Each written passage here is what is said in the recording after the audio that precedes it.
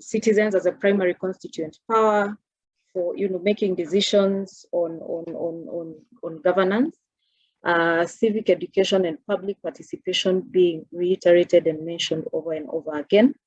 And for that, for us, therefore, this report, looking at citizens and how they perceive leadership, is then a first step towards catalyzing that conversation on to what extent can we then sit with citizens in a conversation about ethical leadership, what are their views, and what can we then do in that regard. I can see we are quite a good number of representatives among us here. We have colleagues from government. Can you hear me clearly? I can see somebody say that they cannot hear me. Am I audible? You're audible. We can hear you. Okay. Yes, you are.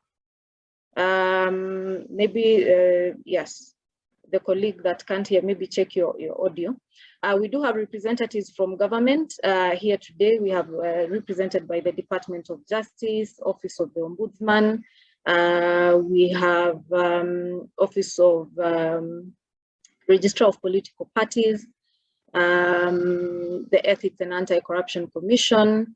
I hope and believe that the IEBC will also be joining us for this conversation.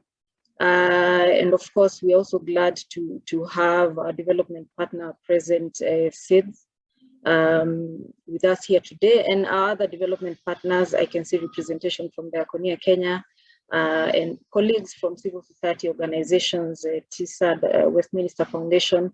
Karibuni sana, and thank you so much for honoring the invitation to be with us here this morning. I continue to encourage you to just right click and rename yourself so we can see which organization you represent.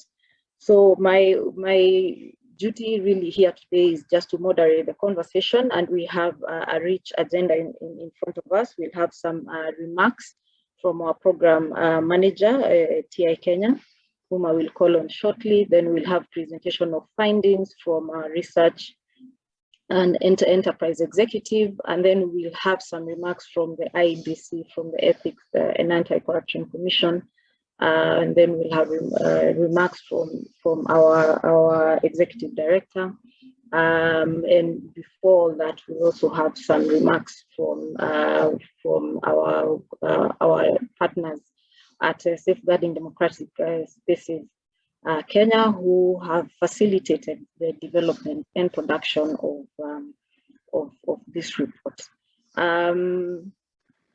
So in short, we'll try to do this in under 2 hours. We hope to end at exactly noon, but in case the conversation, if we stray a bit, maybe by another 15 minutes, but we do hope to complete this conversation by noon. So karibuni sana, and feel free to share your questions, concerns, comments on the chat box, and follow the conversation on Twitter, Ethical Leadership KE, and to tag us at TI Kenya on our Twitter pages.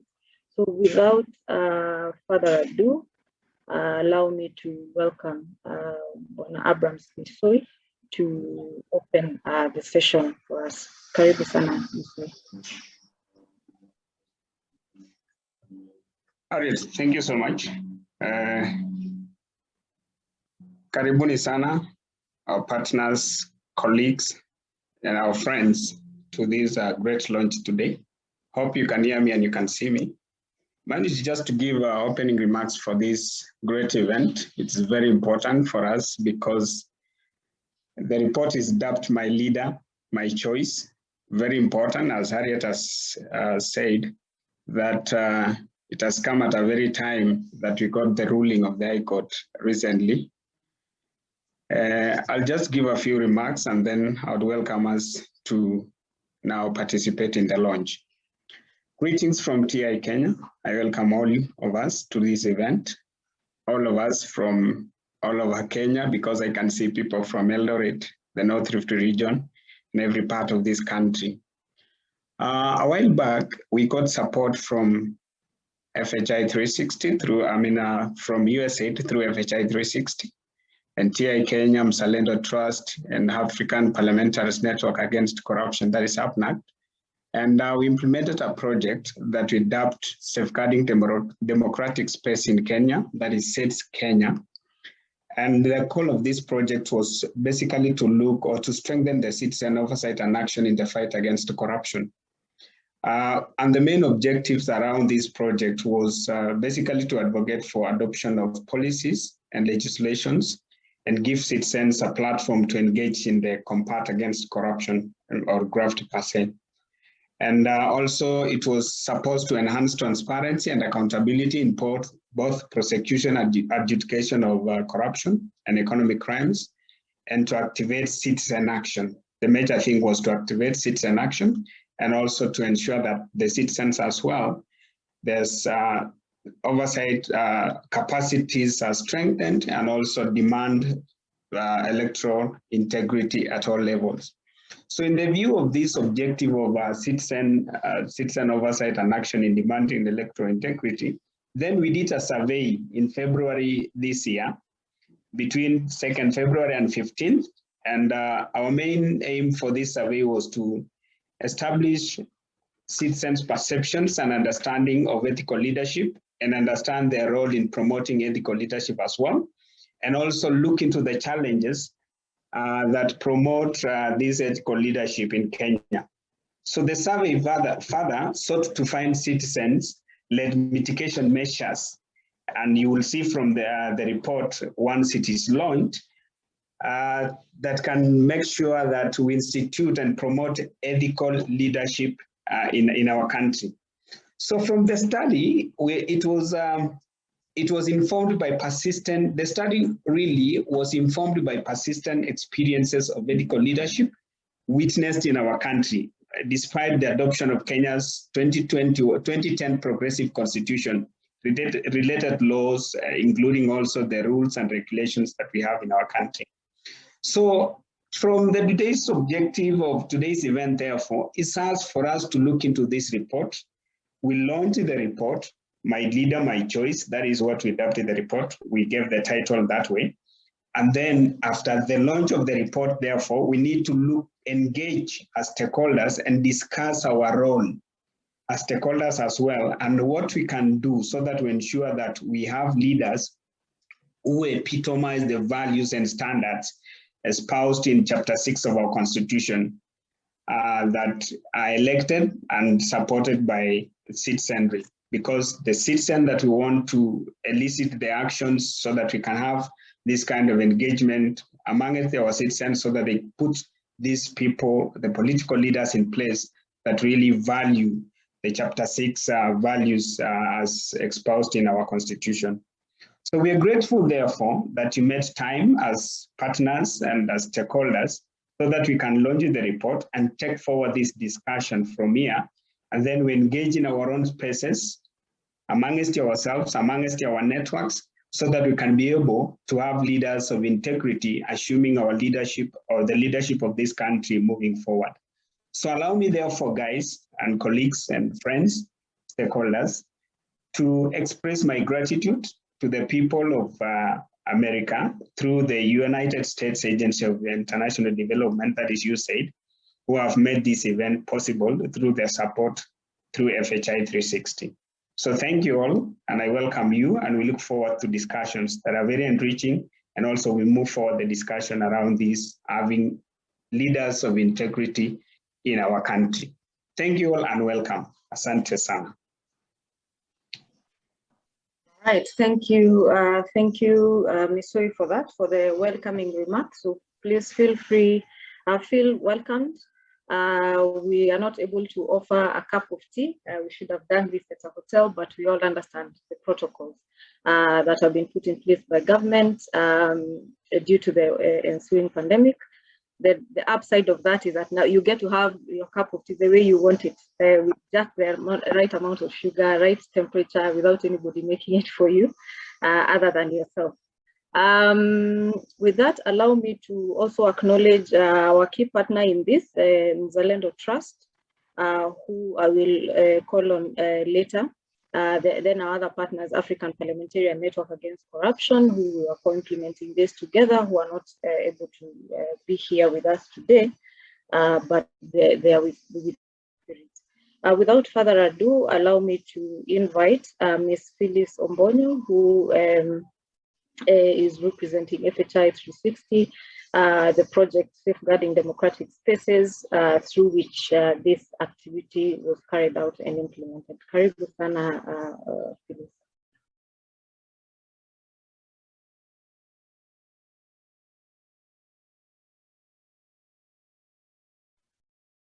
Phyllis, if you can hear me.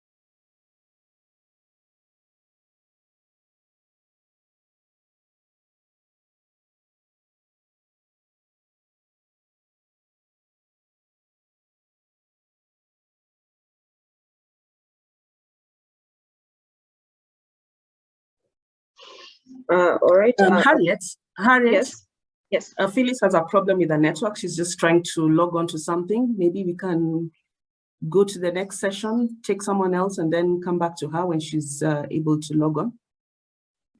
Okay. All right. As we wait for Phyllis to log on, Fidelis, before I call on you, you had a video you needed to play. Maybe you can do that as we situate, to help us situate this conversation as we wait for Phyllis to join in.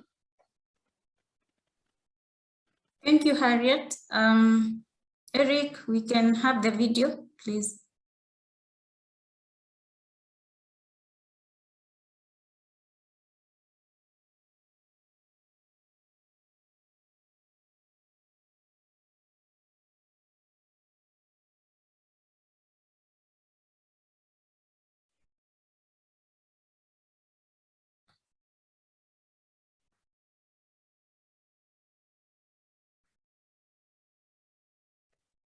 Eric, if you can hear us.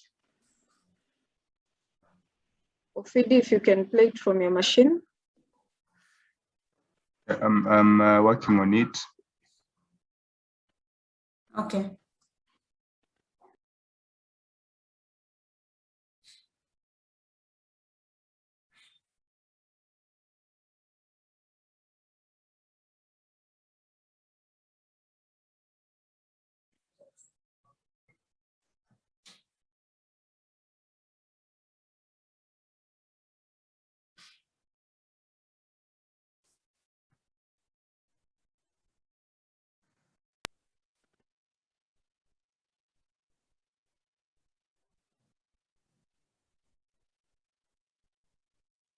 The law is very clear. If the elections are to be held, I believe, if I'm not wrong, the law says that 6 months before the election date, public servants and state officers are supposed to officially resign. So on that issue, we will follow it up as ESCC. As we approach the elections, you find that there's a lot of character assassination of people trying to hit at head of state corporations, head of public organization, people who are holding big position because it's getting politicized. Secondly, there is the public participation. When I talk of public participation, it includes issues like to deal with witnesses. The DPP is here. One of the biggest challenge in handling corruption cases is the cooperation from the witnesses. Witnesses sometimes they thin out, and the law is very clear. You cannot force somebody to become a witness. Then we have the issues of delays, which you cannot say it is the ESCC, it is the DPP, it is the judiciary. No. Within the public service and within the executive and the judiciary and even political, because sometimes we have laws that are having issues. It takes long for the parliament to amend those laws. So every person has got a role to play in the fight against corruption. People complain about vetting. They say you're not doing vetting properly. Vetting, we are caught by the law. The law says that you can only bar somebody from contesting a public seat if all avenues, legal avenues, have been exploited.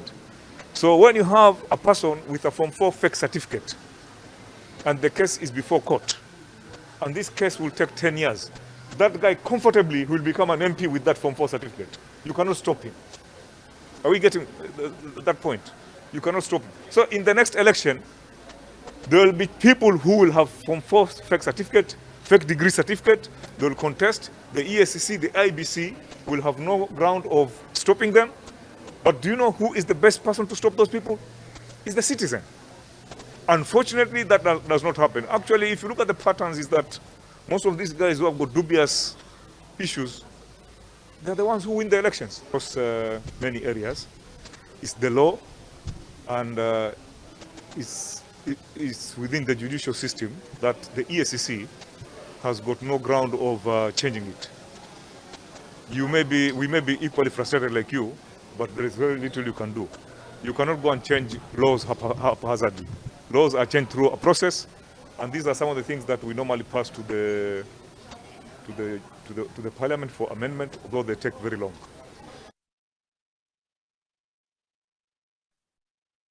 Thank you, Eric.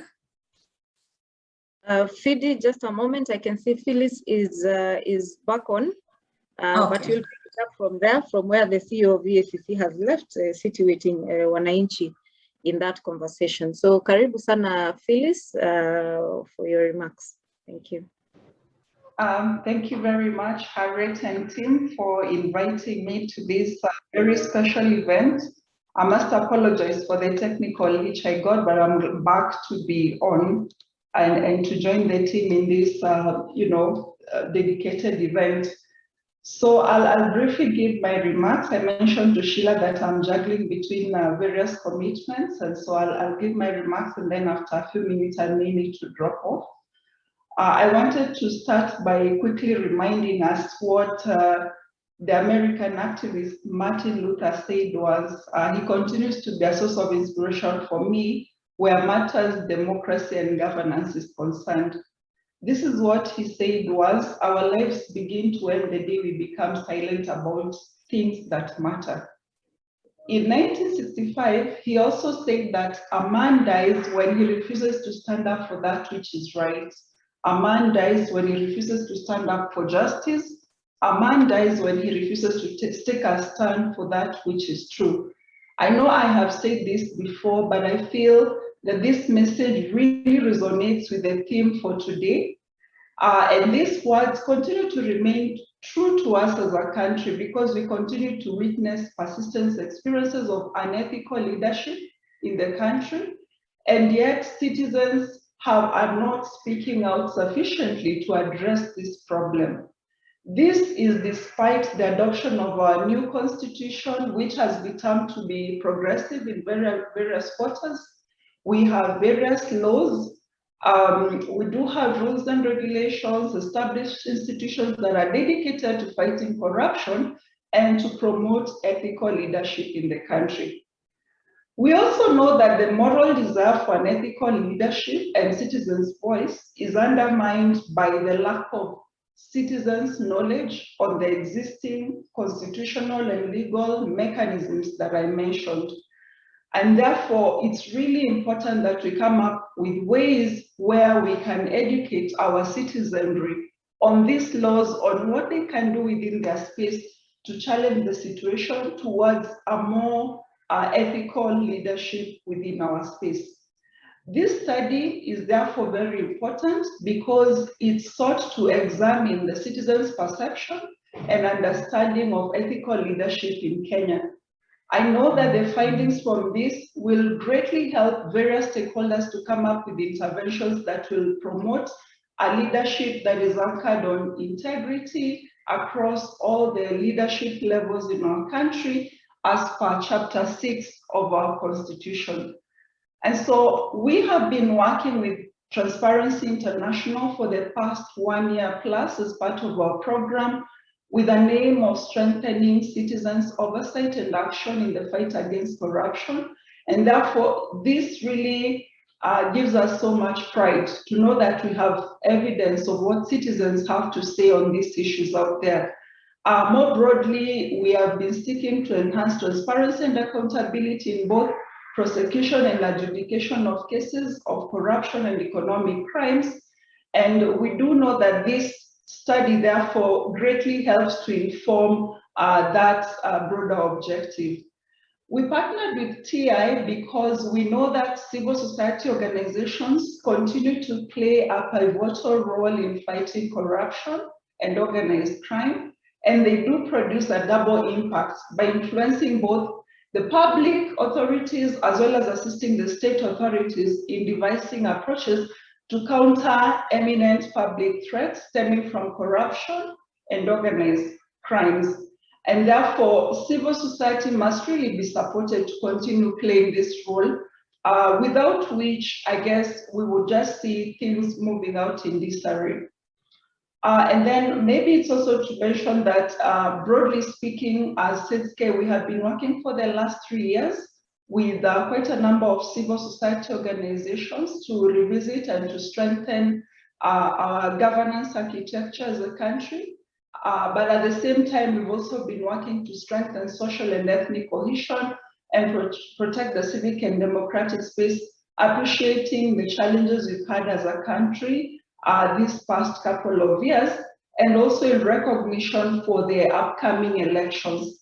I would therefore want to conclude my speech by saying, let us therefore join hands to support these efforts to strengthen the citizens' agency towards a more enabling and ethical leadership in our country. And finally, let me congratulate TI for the good work that they have done so far in not just doing these studies, but there have been several other studies that have really helped to build the body of evidence on matters corruption in Kenya, which will greatly help to shape various interventions from partners across board. I also want to greatly appreciate USAID for their generous contribution, without which this program would not have been possible. So thank you very much, and let's keep forging forward. All the very best. Bye. Thank you very much, Phyllis, for those remarks. And for the clarion call, to work together to strengthen citizen agency, to see how citizens can entrench ethical leadership in the country. We truly appreciate your support in this process and in enabling us to produce this report. So allow me to hand now this over to Fidialis Mubike, who will take us through the findings of this study. And remember to keep tweeting Ethical Leadership KE and put in any questions as she presents any questions or comments or remarks in the chat box. To enable us then have a good plenary session afterwards. So karibu sana, Fidialis. Sorry, and before I call on you, I also to recognize that our executive director is here with us, Sheila Masinde, and she'll have an opportunity to speak later. Thank you. Karibu sana, Fidi. Thank you, Harriet. I will start from where the video, we stopped from the video that the EACC CEO was talking about the role of everyone in voting ethical leaders. So, and I think we have 3 take-homes from that video. As I request Eric to assist me in presenting the findings. So, and one is that he acknowledged that we have problems or loopholes in our laws that need to be addressed, and everyone, we need to join hands, even the citizens, in ensuring that we are getting the right leaders into office. But even as we acknowledge that a lot of much responsibility, has been placed on the citizens to ensure that we have ethical leaders in office. So the question is, how do we augment this, even as we work towards addressing the legal gaps that are existing currently? So much of it you will see in the presentation, and we will share the report right after the launch so that you can see what Kenyans had to say. And as Misoi had pointed out, we have dubbed this report, My Leader, My Choice. It is about citizens' perception on ethical leadership in Kenya. So we'll go right into it. This report has been made possible through support from USAID, of course, through a partnership with Mzalendo Kenya, African Parliamentarians Network Against Corruption, APNAC. Also, we had support from FHI 360 through the Safeguarding Democratic Spaces in Kenya, SIDK. So we thank you for partnering with us in this report. And we are grateful for the work that we have done together. So into the background of the study, we sought to examine the citizens' perceptions in understanding ethical leadership. And we were coming from a place where we have a persistent culture of unethical leaders. You can see what happened in the last 5 years. We even had some governor being impeached. We had other governors being removed from office. And the reasons as to why they were removed from office were very valid. And we were wondering, why did we even elect such leaders into office? We still have leaders that are quite unethical. We have a lot that has been happening in our county assemblies too. And we wonder why citizens have to elect such leaders every time we go into polls. So despite us having the very progressive 2010 constitution, we wanted to understand what is happening on the ground. And this citizen generated data. So we wanted to understand from the citizens' perspective, what are their reasons and what do they have to say? So on to the next part. The objectives of the study, as I have highlighted, we wanted to understand the perceptions, but we also wanted to understand the challenges that the citizens experience in terms of promoting ethical leadership, even in terms of the institutional framework and the legal frameworks that exist. What are the challenges that are there? Then, of course, to find out what are some of the proposed mitigation measures that we can institute towards promoting ethical leadership in Kenya. So into the methodology of the study, we used both qualitative and quantitative approach in data collection. So, and by this, we mean we had some desk review into the existing data. But for the quantitative data, we got it from a survey sample of 1,004 Kenyans. Our target was 1,200 Kenyans, but because of the COVID-19 protocols, and we were collecting this data when we had rising cases of COVID-19. So we didn't have a face-to-face interviews. We had phone interviews, and sometimes the response rate might not be as we wanted. So that's why we had 1,004 out of 1,200 that we had targeted. An approach that relied quite heavily on a past study that we had, that we collected the phone numbers. Of course, we had to request for consent from the respondents who consented to being interviewed, and they were Kenyans of voting age over 18. The former study that we had, which we collected such phone numbers, relied on stratified monthly stage sampling with over 95% confidence levels. We covered we covered 42 counties. Only 5 counties were not covered, and the breakdown of the geographical distribution is contained in the report, of which the percentage per county has been demonstrated. So in terms of the demographics analysis, we had 57% versus 42% for the gender, 57 for male and 42 for female. Of course, because our target always being 50-50, the challenges that were experienced in using phone interviews led to the small discrepancy in the gender. In terms of age, majority of our participants were 18 to 35 years. Then we had 36 to 53, with beyond 54 being the least. If we could go to the next one, please. So in terms of political participation, that is party membership, we asked our respondents whether they were registered members of political parties. Majority of them were not registered.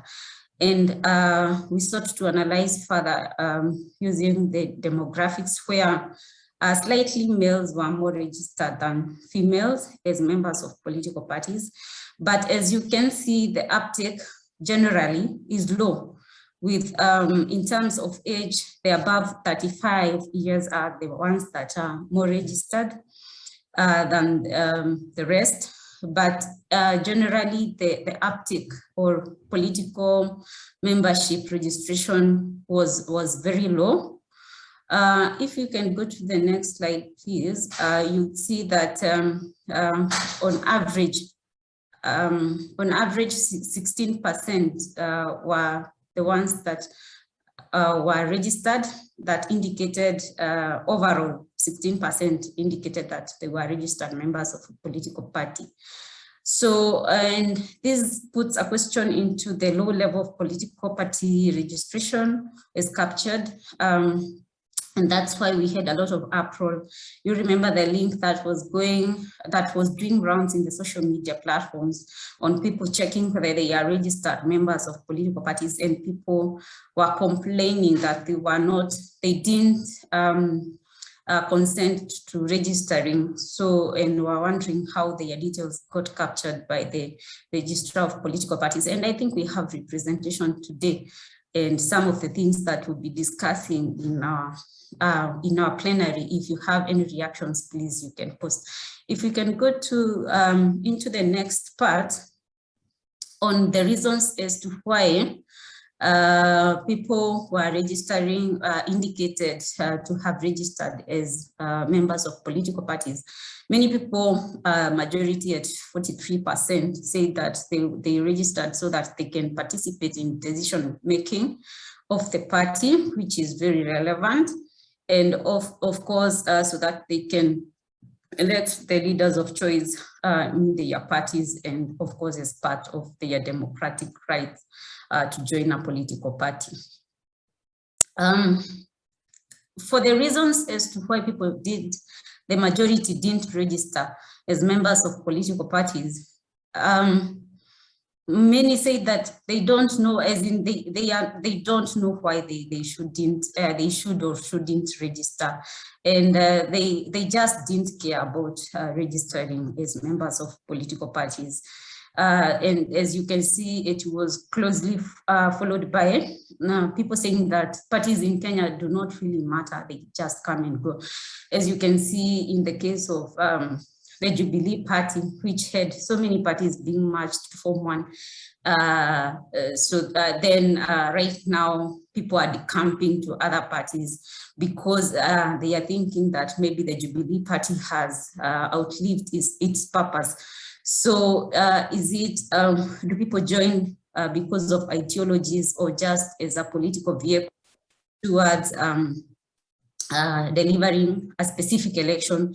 Then people decamp. So because respondents couldn't identify with how if a party can be long-term, that's part of the reasons as to why they didn't register as members of political parties.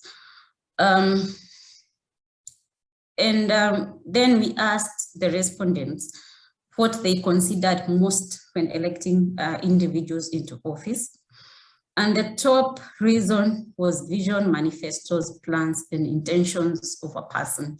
And I would like you to hold on on to that thought as we go through the next few slides, because I know what is going on at the back of your mind is, if this is what leads people into electing people in office, why do we have unethical leaders? So if we could quickly go to the next slides, and you'll see this quite resonates with the previous one, that the top 3 best qualities of a good leader are topped by integrity, a good manifesto, a person who has no history in breaking the law. So those are the reasons that the respondents give, and the best qualities of a good leader. But I still hold on to that thought as you go to the next.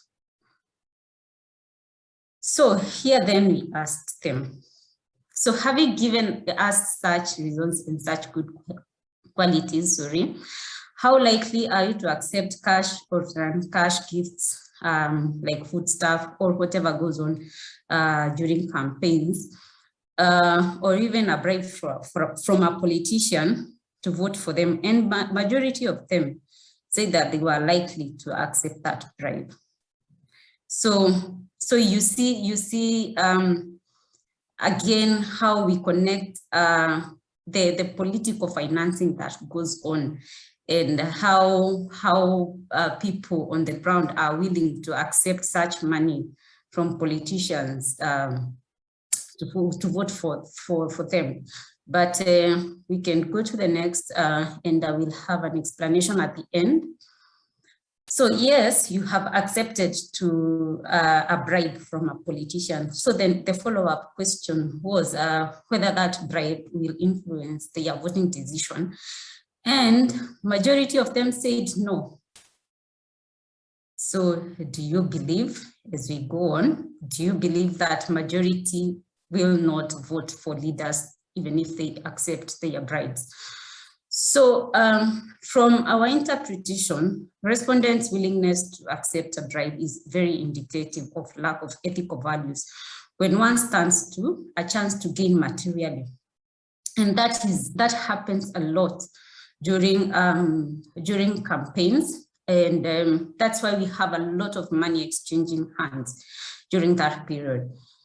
So then we asked ourselves, why do we seem to have an inconsistency between survey responses and actual experience on the ground? That is the type of leadership that we have or perceive to have versus what voters consider when electing individuals to public offices. So, and this is our interpretation that either the respondents were unwilling to admit of other considerations they make while electing leaders to office, or were of the desire to sound politically correct during the survey and were aware of that. And also the findings could mean that the respondents knew the qualities of good leadership, but were not truthful to admit that they can still vote for unethical leaders. Yes, we know a certain politician is corrupt. We know that we are not supposed to vote for a corrupt person, but we are unwilling to admit that during the day of voting, we actually vote for that corrupt person. The other thing is that it could also be true that they indeed make such considerations as captured in the responses, that citizens might actually be very truthful in the responses that they consider manifestos even when voting. But we have a few outliers, and they tend to be very popular, that have bad conduct and are the most known. So our perception is geared towards the few that are corrupt, the few outliers, but we still have very good leaders in office. So then we asked the citizens, having given us all that information, why do you still think citizens vote for corrupt persons to public offices? And they are first, or the majority responded that corrupt candidates normally bribe citizens to vote for them. And you've seen that majority of the citizens, we actually accept that bribe. So what happens? And our interpretation is that you cannot underrate how voter bribery can sway the general outcome of an election. So it is something that we really need to consider. Voter bribery, how do we streamline our campaign financing to ensure that we have ethical leaders in office? And sometimes the citizens are just ignorant, according to our respondents. And the direct benefit from corruption also seems to fuel us having unethical leaders in office. And then we asked the citizens whether a person convicted of corruption should be allowed to occupy public office. So here we were saying that you've gone to court, you have been convicted of corruption. Should such a person be allowed to occupy public office? And majority of the citizens were of the idea, no, they shouldn't be allowed. Then the next question that we asked them was whether a person that has been, if you can go to the next, please, whether a person that has been, whether a person that has been suspected of corruption should be allowed to get into public office. We'll see those results, but before then, the reasons as to why they said a person convicted of corruption should not be allowed to get into public office was because such people tend to be corrupt even when they get into such leadership positions, and also the history of a person in matters related to corruption matter when it comes to occupying public offices. Then for those who say that such people, the minority, that say that why such people convicted of corruption should not be allowed to buy into public office. They said that corruption and leadership are two different issues. So they thought they are not related, that you can actually be a good leader even if you are corrupt. Quite interesting. And also they said, some of them say that leadership in Kenya is for the corrupt. That's just a reflection of the apathy when it comes to the fight against corruption. But these were the minority. Then a few of them also say that corrupt history of a person doesn't matter when it comes to a leadership position. Then the questioner was referring to whether a person accused of corruption or under investigation or has a case in court should be allowed to contest. So this is a person who hasn't been convicted yet. And still we had the majority saying no, 75% versus the 25% saying yes. So you can see a little difference from the other question where we had less than 25% saying yes.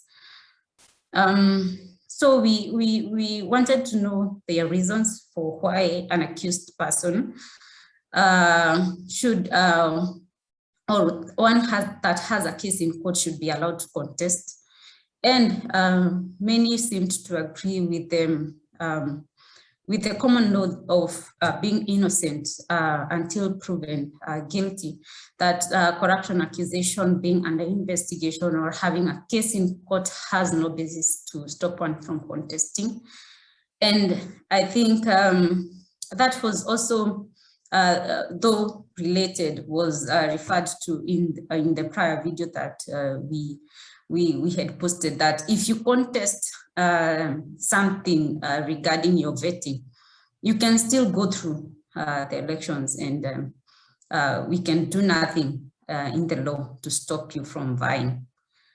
If you can go to the next. So we wanted to know which institutional frameworks are known to Kenyans or to as part of our respondents that are established to prevent corrupt persons from running for state or public offices. So, and EACC was ranked top, that people actually were aware of EACC in terms of their role in stopping corrupt persons from running for office. And I think because we have EACC here, we can conversation around that. Then others thought about our courts, that our courts can stop a corrupt person from vying into office if we have someone taking a case. Then also the IEBC, which also has a role in it, but we also had a proportion of respondents saying that they are not aware of any, and others thinking about the Kenya Police having a role in stopping corrupt persons from running for office. So then we asked the citizens, how can they play a role in stopping or preventing corrupt candidates from contesting in elections? And the top reason given by 63% was by examining the corruption history of candidates, and if corrupt, not voting for them, which we think is quite a very good reason, and also a very good role, that a very important role that should be played by the citizens. Also sensitizing other citizens. So here we are talking about, if you are in a family, sensitizing your parents or your relatives not to vote for elect corrupt candidates. That's what our respondents thought, and which are quite important roles for them to play. But do they play such roles? To the next. So then we followed that up with, how likely are you to vote for somebody with a history of corruption? And majority said very unlikely, but you can still see that 14%. Do not ignore that 14%. There are people who unapologetically want to vote for, even people that have been involved in corruption in the past, and they know that. So what direction are we moving into?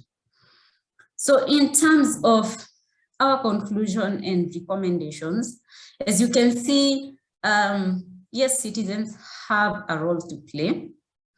And sometimes they accept and they acknowledge such huge responsibility that they have in voting for ethical leaders. But now there is need for multi-sectoral approach in undertaking civic education. So yes, you are aware of these things. You've seen how citizens are even saying that they are considering integrity, they are considering the manifesto of a person when it comes to electing the right leaders into office.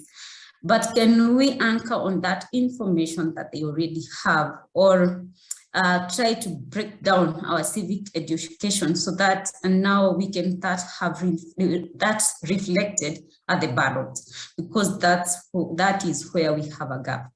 Then the various agencies that we have, which include the EACC, the IEBC, and all the others who are mandated with a role in promoting ethical leadership, should take an active role in public education and creating awareness.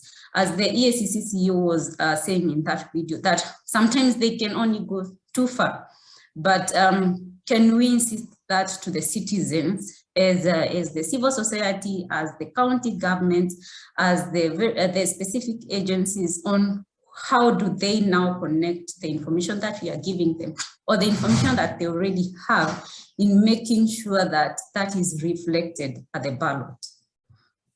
The other recommendations that came out of the report is that there is need to harmonize and streamline mechanisms for clearing leaders, and that we have seen, and it has been acknowledged that there is a gap. So we need to address that. Then in terms of augmenting citizens' role, we need to have more citizen-centered avenues and channels like whistleblowing, anonymous reporting. We need to strengthen such and make them more available and accessible and easy to implement, so that we can have ethical leadership across all levels of governance in the country. So thank you so much.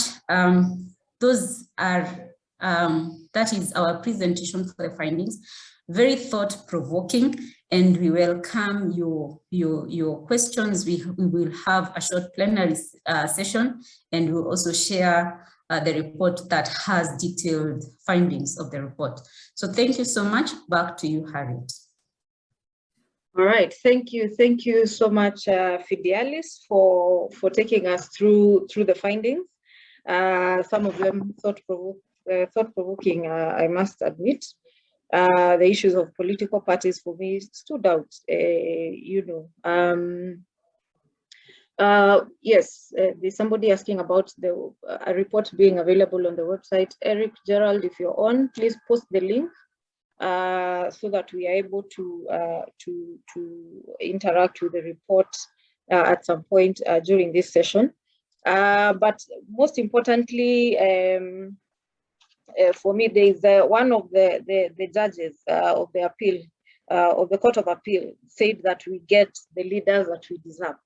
And some of these findings, I don't necessarily agree with her, but some of these findings seem to point out to that direction, where somebody is admitting that they are unethical, they can agree to take a bribe, but then on the flip side of that, they want to demand ethical behavior of others, yet they themselves are willing to be unethical.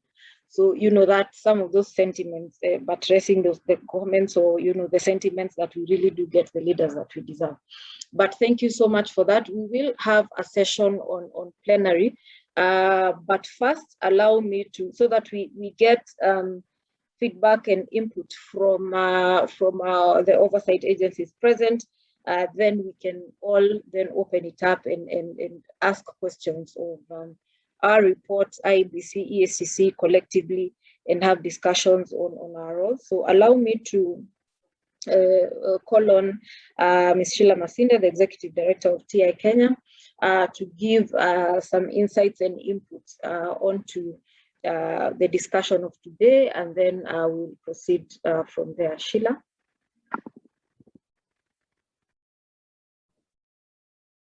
Thanks. Thank you, Harriet. And good morning, everybody.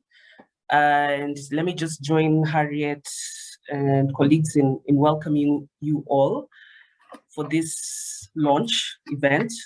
I think for me, it's also quite significant, given that we will be celebrating 11 years of the Katiba this week on 27th of August, having been promulgated in 2011 on 27th of August. So I think it gives us an opportune time to just reflect on where we have come from in regard to ethics and leadership and integrity in this country, how the implementation of the Constitution, particularly in regard to Chapter 6, has been in the last 11 years, and also in regard to also reflect to where we're going as the 2022 elections hover above us. And last week, I remember someone stopped me and asked me, when are we going to move to Chapter 7? We are always talking about Chapter 6. And I think it is also a point to also reflect on what it will take for us to be able to effectively implement Chapter 6 provisions of our Constitution. Allow me also to cherry pick on as I reflect on some of the findings that Fidelis has shared. I will not be able to speak to all of them, but what I think struck me as she was presenting was one that 82% of the respondents indicated that they were either very unlikely or unlikely to vote for somebody with a history of corruption. And then there was something around 75% believed that a person convicted or accused or is under investigation for corruption should not be allowed to contest for a leadership position. And also 69% of respondents acknowledged that citizens have a role to play in preventing corrupt individuals from ascending to public and state office positions. And that time is coming in 2022, in less than a year. And one of the recommendations that the report has given is that, relevant agencies like EACC, IEBC, the Kenya National Commission on Human Rights and civil society organizations should prioritize the sensitization of the public, in regards to what are the established constitutional, legal, and institutional frameworks in regard to the promotion of ethical leadership in Kenya. And by so doing, encourage collaboration between citizens and also established institutions to promote ethical leadership in the country. There's also that recommendation of the need to establish a multi-sectoral approach by all actors, including government and non-governmental organizations, to undertake civic educations. And I think for me, that is really, really critical, especially as we head to the elections. How do we even provide citizens with social vetting tools to enable them to separate the wheat from the chaff at the grassroots level and actively decampaign those with unresolved ethical issues from getting elected? Allow me to just reflect back as well to an initiative that we carried out in 2017, the Red Card campaign, which was steered by the National Integrity Alliance, which included Kenya and Zalendo as well, where we published a list of 20 individuals who were unfit to hold office due to unresolved ethical issues. And this information was out there in the public. We got that from public agencies and other reports of, accountability institutions. And we therefore sought to have these individuals barred from contesting in the general elections based on the tenets of Chapter 6 of the Constitution. And we petitioned political parties to block these aspirants with unresolved integrity issues, and asked that they be prevented from participating even in the party primaries. I know that some parties attempted to issue guidelines and some even barred a few individuals, but largely failed to act as that sieve in regard to barring characters with unresolved issues. We also reached out to frontline vetting institutions like the IEBC, and I'm happy that they're here today as well to speak, also give their own reflections, and also reached out to EACC as well to just observe the provisions of Chapter 6 and discharge of their mandate. Yeah, remember EACC proceeded to issue a list of 160 individuals with integrity issues, but these people, to cut the long story short, most of these people were cleared to vie for office, and we now find ourselves with a less than desirable leadership. And the number of leaders, as we see, with various ethical issues, hovering above them, is really a marker of the need to ensure that we put in place the required vetting mechanisms to ensure a high level of scrutiny is applied on individuals seeking public office, and in line with the standards set by Chapter 6.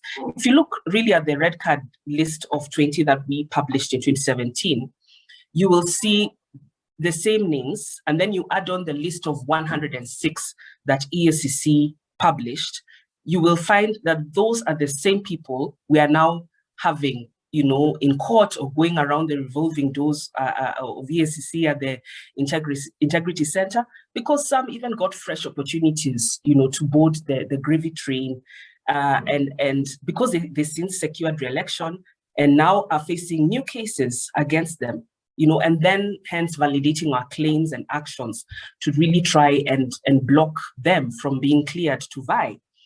But I also find that the findings as presented also provided an interesting observation when respondents were asked whether they would accept cash or non-cash items as a bribe to vote for a politician.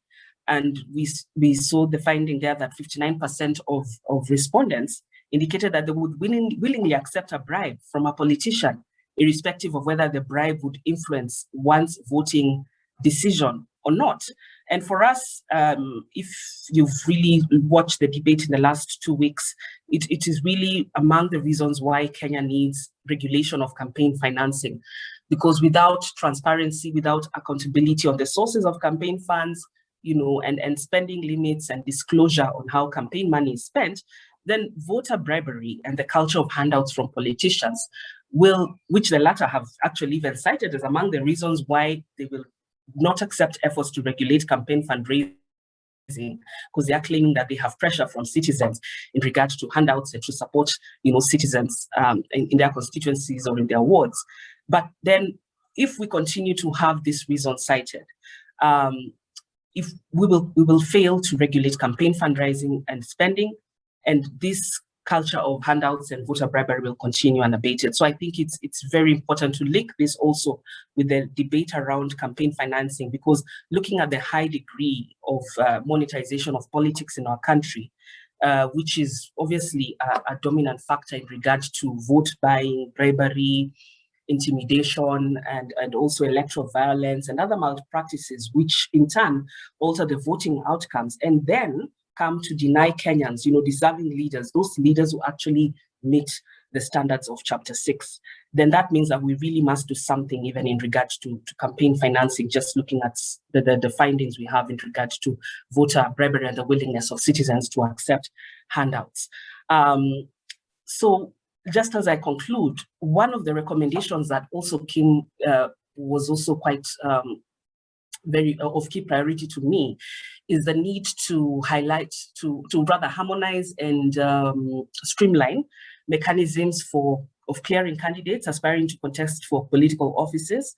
And specifically, if we look at the report, we've asked that, IEBC should be the final institution to clear candidates to elective leadership positions after they have been vetted by other institutions and other departments, such as, the Directorate of Criminal Investigations, looking at criminal records of the aspirants, KRA in regards to tax compliance, ESCC in regards to integrity concerns, among other institutions. So at Stay Kenya, we're really looking forward to working with all these institutions, including civil society organizations, to see what can be done in regards to vetting. I think one of the challenges that has been highlighted in regard to implementation of Chapter 6 is a weak legal and policy framework for implementing Chapter 6 of the Constitution. If you look at the last annual report by ESCC, it cites integrity verification for persons seeking appointment or election to public office and inadequate offenses and penalties to support the implementation of chapters of the Leadership and Integrity Act that was passed in 2012 as one of the key challenges. Now, one of the things we have also noted is that the Leadership and Integrity Act and other relevant statutes do not really have sufficient enforcement mechanisms to ensure that Chapter 6 provisions are well enforced. You all remember the efforts to water down the law by MPs during its debate and passage in 2012. And then also that the agency tasked with enforcement of Chapter 6 is really not vested with sufficient powers and resources to enforce accordingly. So the lack of comprehensive mechanisms to enforce our leadership and integrity chapter and the following laws really remains a challenge, and it's something that we must also really look at if we want to really sanitize our leadership and in so doing flatten the corruption curve. We also lack really clear procedures for appropriate disciplinary action, prosecution and removal proceedings for elected leaders who contravene Chapter 6.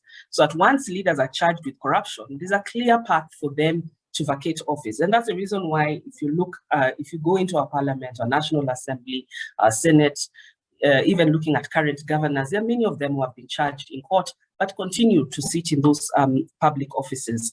And that is really a key problem. And one of the things that we have said is that there should be a distinction and really a clear process for disciplinary and also removal arising from any breach of Chapter 6 of the Constitution, which are different from any other committing of any other criminal offenses, because we need to have a higher threshold in regards to integrity in this country.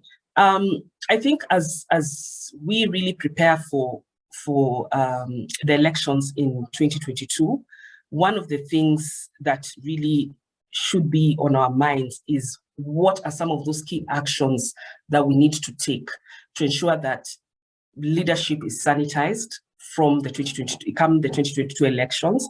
We need to really now ask ourselves, where does hope lie? I know ESCC and IBC will be speaking after that. I hope they'll be giving us hope in terms of what actions can be put in place and really who can then come to the aid of citizens. I think for us, we you know, it looks like quite a frustrating and difficult effort to clean our leadership. But for me, there's some actions that really we can put in place as we prepare for 2022 and to ensure we get the right set of individuals who actually meet the requirements and standards of Chapter 6. One is the criminal justice chain actors. I think we need to task them to conduct speedy investigations, prosecution, and adjudication of corruption and economic crimes, because currently it takes an average of about 2 to 7 years for a case to be concluded. And that's a whole entire electoral cycle, which then works for, you know, those individuals who have been elected but have ongoing cases, because it gives them more time to, you know, mark time. You know, you'll keep on using the appeal mechanisms and just continue sitting in office as you exhaust all your options. So I think if our agencies actually make that commitment and prioritize some of these corruption cases, we need ESCC and ODPP to prioritize these cases and have them concluded to ensure that some of these individuals are actually blocked by being convicted and lack any further appeal mechanism. So that we have them in jail, well, then we have clean leaders who actually are deserving to lead Kenyans, being presented to Kenyans at the ballot. So there's need actually to expedite some of these cases so that they are concluded. I think also political parties similarly have a role in regards to implementing Chapter 6. They are the ones who nominate presenters with these candidates for public office. They have the leeway to ensure that only people of good standing and character are nominated. So we must ask them to commit, you know, to start the vetting process during the party primaries and give us people who are actually suitable.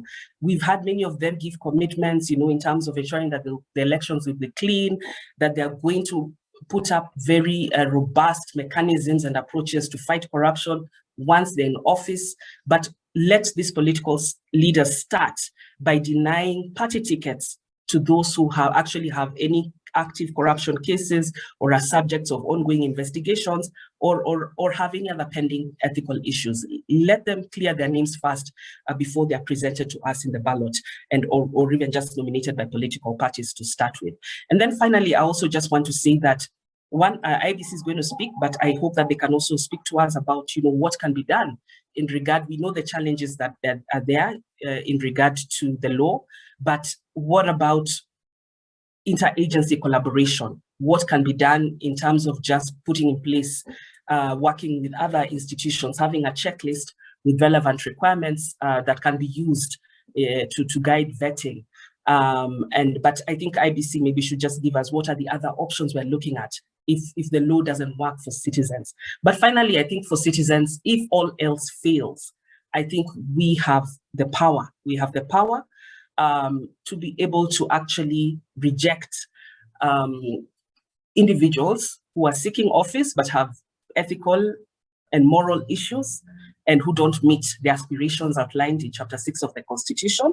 We have a right as citizens and a responsibility to refuse to vote in people with questionable integrity. So if all these other options fail, I think as citizens, we still have the power to be able to reject these individuals and decampaign any person with any ethical, pending ethical issue, you know, from actually ascending to office. I want to conclude there, but I just also want to thank my colleagues who have been involved in this research, as well as our partners, USAID and FHI 360 for the support, and APNAC and Muzalendo for the collaboration that we've had throughout the implementation of this project, including the carrying out of this research. So we continue with the conversation and hope to continue to contribute as the session continues. Thank you. All right, thank you, Sheila, for those reflections and really bringing out auxiliary issues that indeed affect citizens and how they make decisions, issues of election campaign financing, and why that would be important, particularly where funds are used to put undue pressure or influence citizens unduly in how they make decisions about who they vote in, the legal mechanisms to enhance or to enforce Chapter 6 of the Constitution, multi-agency approach to vetting, you know, the role that each agency plays, and finally, you know, the citizens, and really, which is the crux of the matter, and the center of our discussion today, how then do we enable the citizens, or give citizens the skills, the courage, the knowledge about leadership and integrity, and how that then translates into the decisions they make, into who they elect into office. Allow me to invite a representative from IBC, Mr. Michael Goa. I hope you're still with us, to give in your reflections on the same, the role of IBC in entrenching leadership, integrity or ethical leadership in the country. Michael, if you can hear me.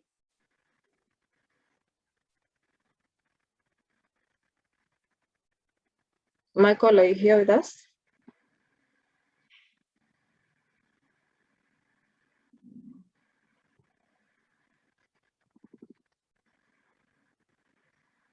Michael Goa.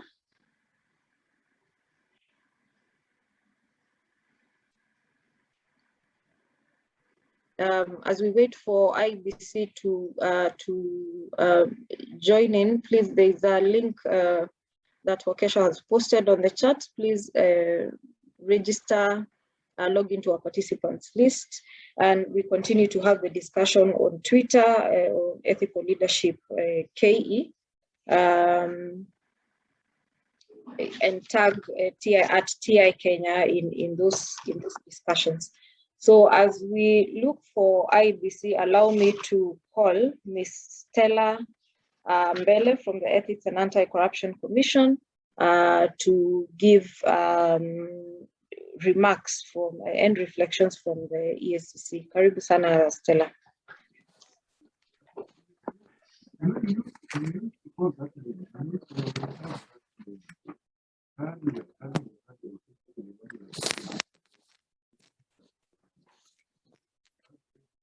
Thank you, Harriet. I hope I'm audible. Yes, we can hear you. Yes. So the Executive Director, TI, all the stakeholders that are represented in this forum, good morning.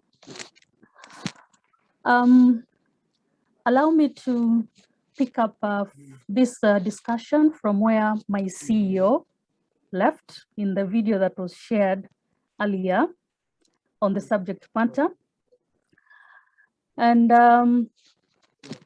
basically, the subject of our discussion is the role of EACC and the citizens in ensuring leaders of integrity are elected come the 2022 general election.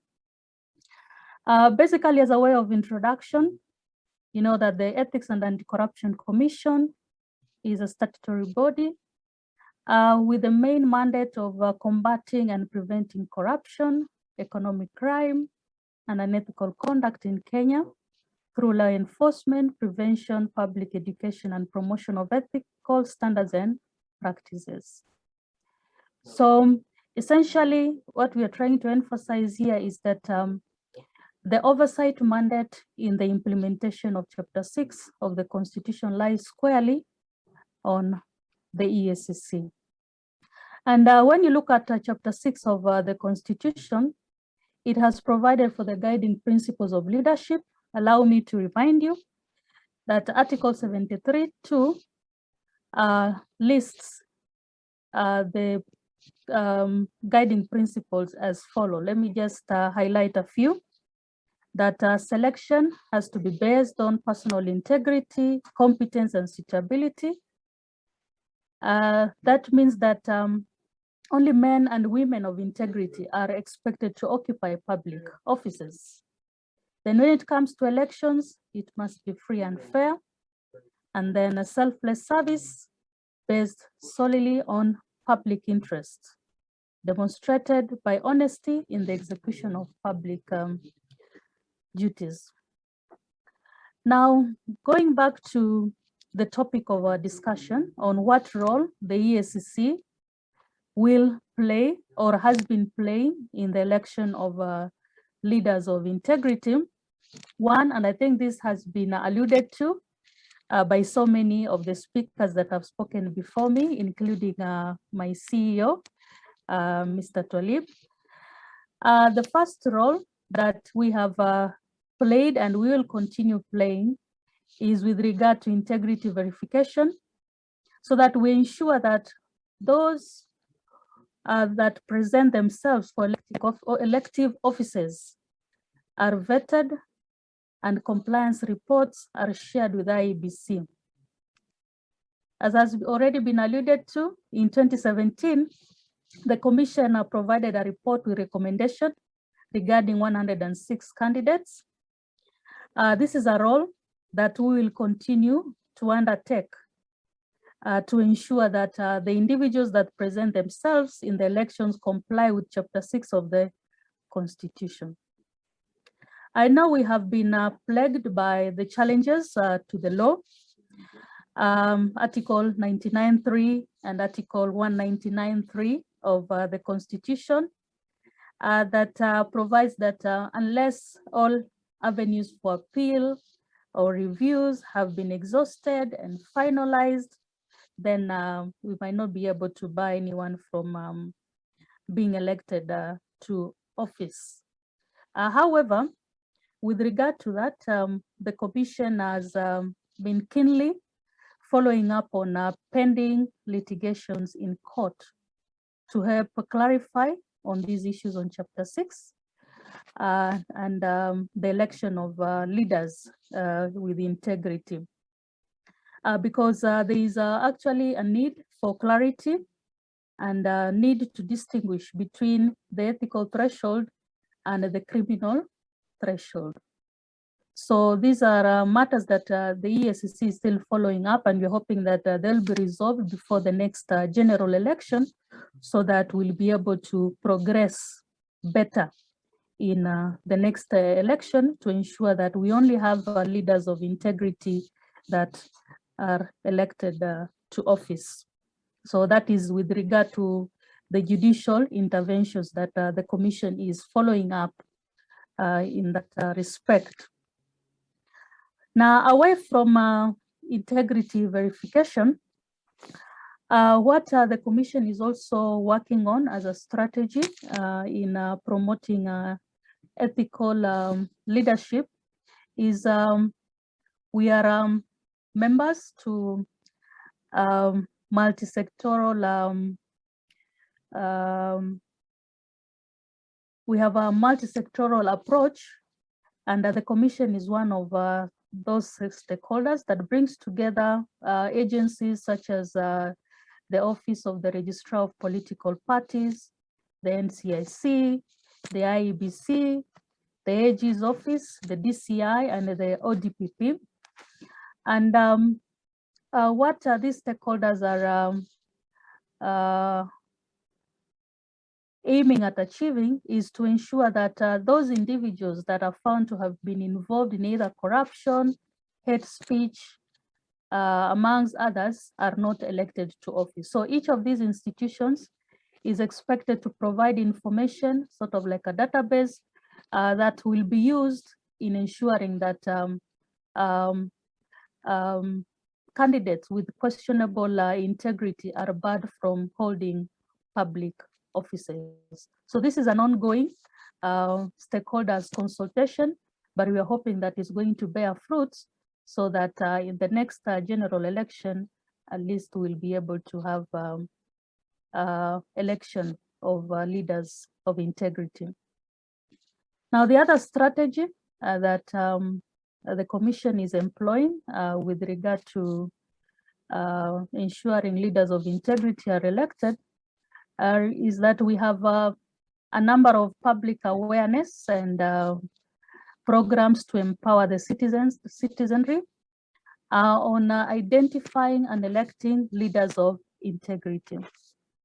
So we have lined up a number of outreach programs on radio, TV, the social media platforms, where the public can be sensitized to elect leaders of integrity. This is an ongoing conversation, so we are hoping that the public will have their capacity being built to be able to identify who a leader of integrity is and be able to make the better decision. The other strategy and the last one with regard to what the Commission has put in place is the creation and creating awareness and conversation with the political parties through the Office of the Registrar of Political Parties, because we know that the political parties have the primary role to ensure that the candidates they present are people of integrity.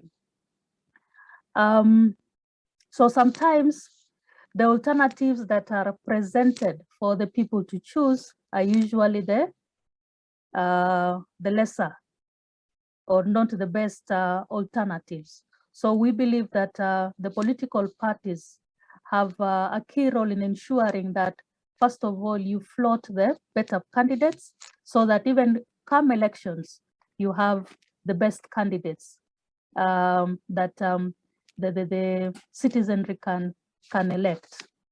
So at times we find that the political parties have failed in these responsibilities, and there have been so many cases where we have seen some parties presenting candidates even with corruption cases that are still pending in courts or sometimes even concluded. So this is an area that we feel that the political parties can intervene, and we are approaching this from the Office of the Registrar of Political Parties. Now, moving back to the role of the citizens in this discussion. One, we begin by reminding ourselves that Article 1 of the Constitution has provided that all sovereign power belongs to the people, the Wanjiku, or the ordinary citizen. Hence, they need to be reminded and to be made aware that they need to exercise this power well through universally electing leaders of integrity and not leaders with questionable characters. Citizens also need to be empowered to do social vetting, just like the executive director has alluded to, of candidates seeking elections to public offices. So Wanjiku needs to be empowered with information and social vetting tools and skills. So again, this is up to the state and the non-state actors to ensure that the Wanjiku has that capacity to be able to vet the leaders and ensure that they know which leaders are leaders of integrity. Otherwise, they will be voting mistakes and expecting them to provide solutions to their problems. The other area of intervention is the members of the public also need to be enlightened and empowered to be able to make the right choices. As the old adage goes, garbage in, garbage out. If people with questionable characters are elected, one does not expect much in terms of ethical leadership. So empowerment requires various stakeholders, both state and non-state actors, to come in to play. Otherwise, the mwananchi is the one that bears the consequences of poor governance. Now, with that, maybe I just also want to emphasize the importance of the civil societies to ensure that they also assist in some of the reviews to these laws, including the Leadership and Integrity Act, wherever there are areas for proposals for amendments. The civil society can also come in and put in their voice with regard to such kind of changes within the law.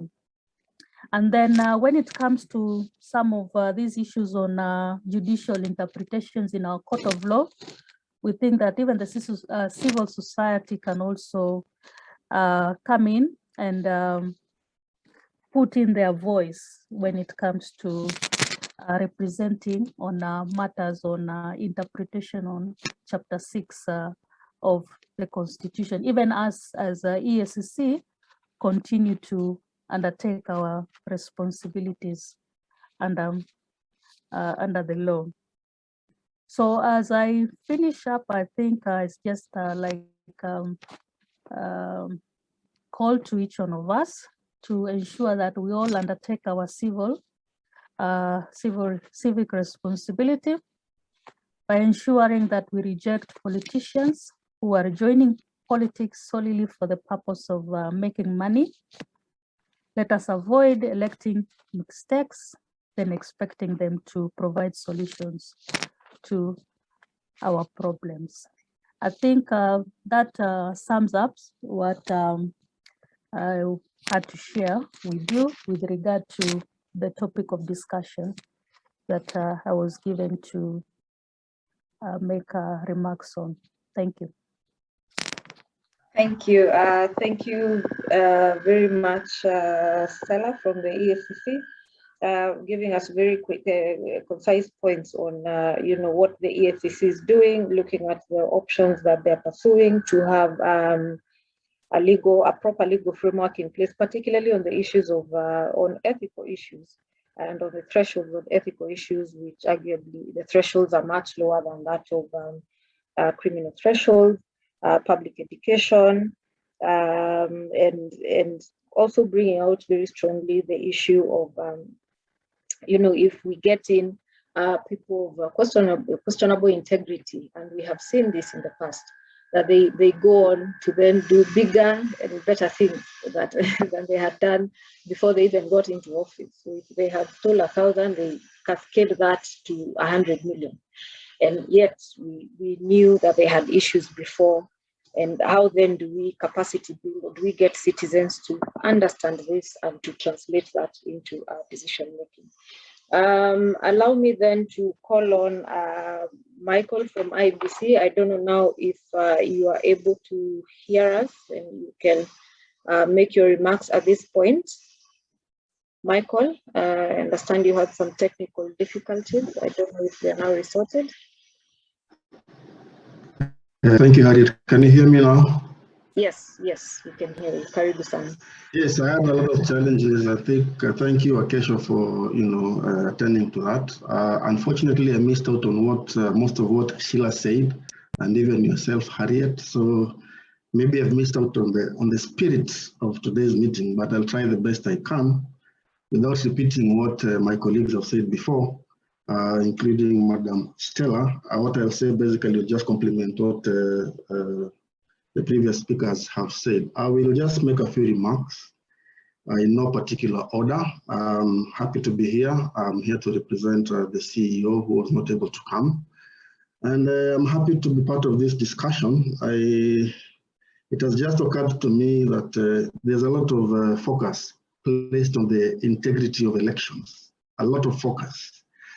We sort of miss out on the integrity of the candidates themselves. And I think what TI Kenya is doing is commendable, because then it makes us refocus on the integrity of candidates. In fact, the same candidates will shout their voices hoarse, saying that elections are not credible, yet they forget that credibility or integrity starts with them. So thank you very much, TI.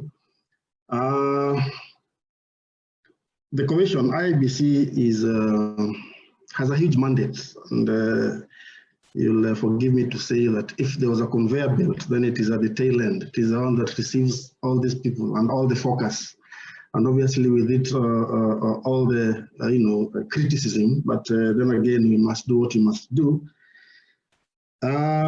Obviously, this mandate cannot be discharged without the assistance of other sister agencies. I remember Madam Stella from EACC has just mentioned that there is intercollaboration between several agencies. Actually, there's something called a working group.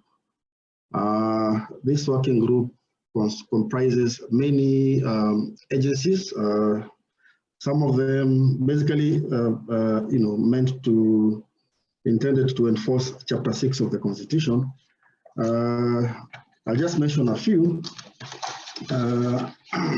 We have the judiciary, we have the Office of Director of Public Prosecutions, we have the Public Service Commission, we have the Commission of University Education, we have the Higher Education Loans Board, the Directorate of Criminal Investigations, the Kenya National Examinations Council, the Department of Immigration Services, Office of the Receiver, Political Parties Liaison Committee, the CRB, that's the Credit Reference Bureau, KRA, the National Anti-Corruption Steering Committee, and other professional bodies. So we cannot actually discharge our mandate without the interventions and the assistance of these institutions as far as integrity is concerned.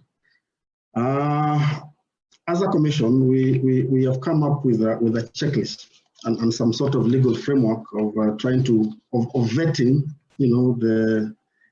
the candidates to try and see that only candidates of acceptable integrity are elected into office. I'll be quick to mention that this interagency collaboration, the working group, is while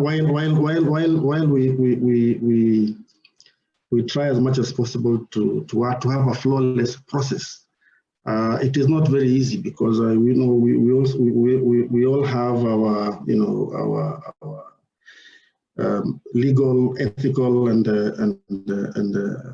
constitutional and statutory, constitutional and administrative frameworks.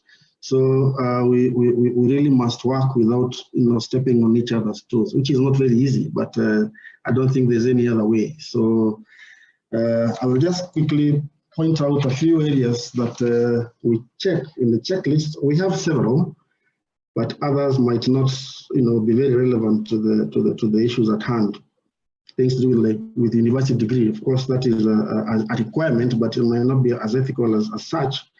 Might not be ethical as such, but we check that the candidates satisfy moral and ethical requirements of the law. These are several. Then they should not have been cited for abuse of office, misuse of public resources, falsification of records and the rest. We also check that the candidates are not undischarged bankrupt.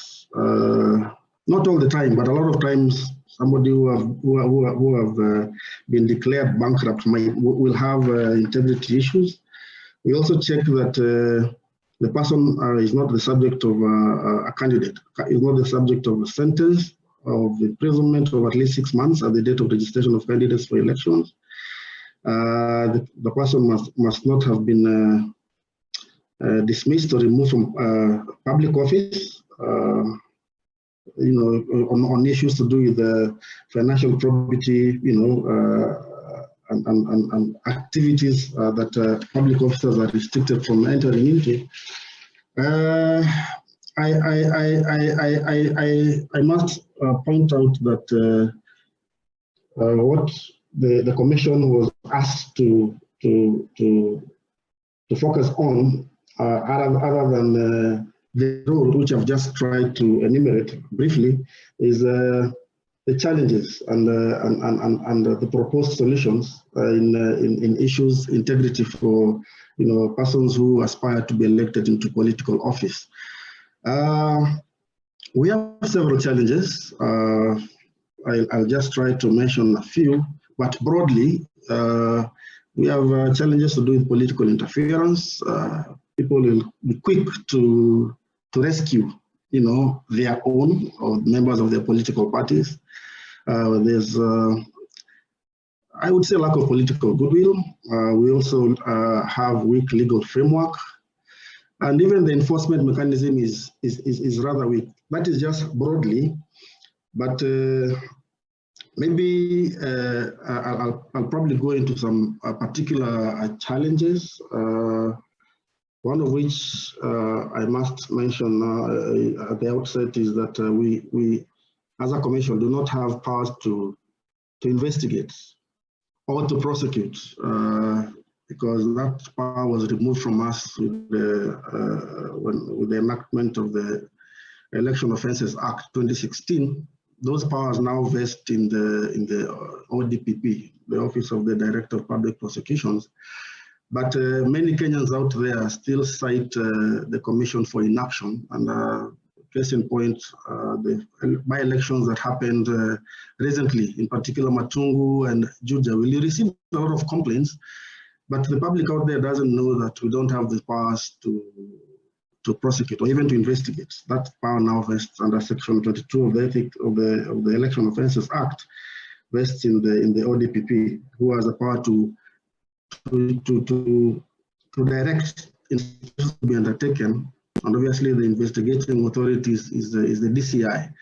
So I don't know how it will sit with the ODPP for us as a commission to state that power probably ought to be reinstated to us, but I think that is something that I think a topic for discussion, but it might help. We have other institutions that have powers to prosecute, and I think it works well. We have the NSA, for instance, just to mention a few, maybe I think NHIF also have. And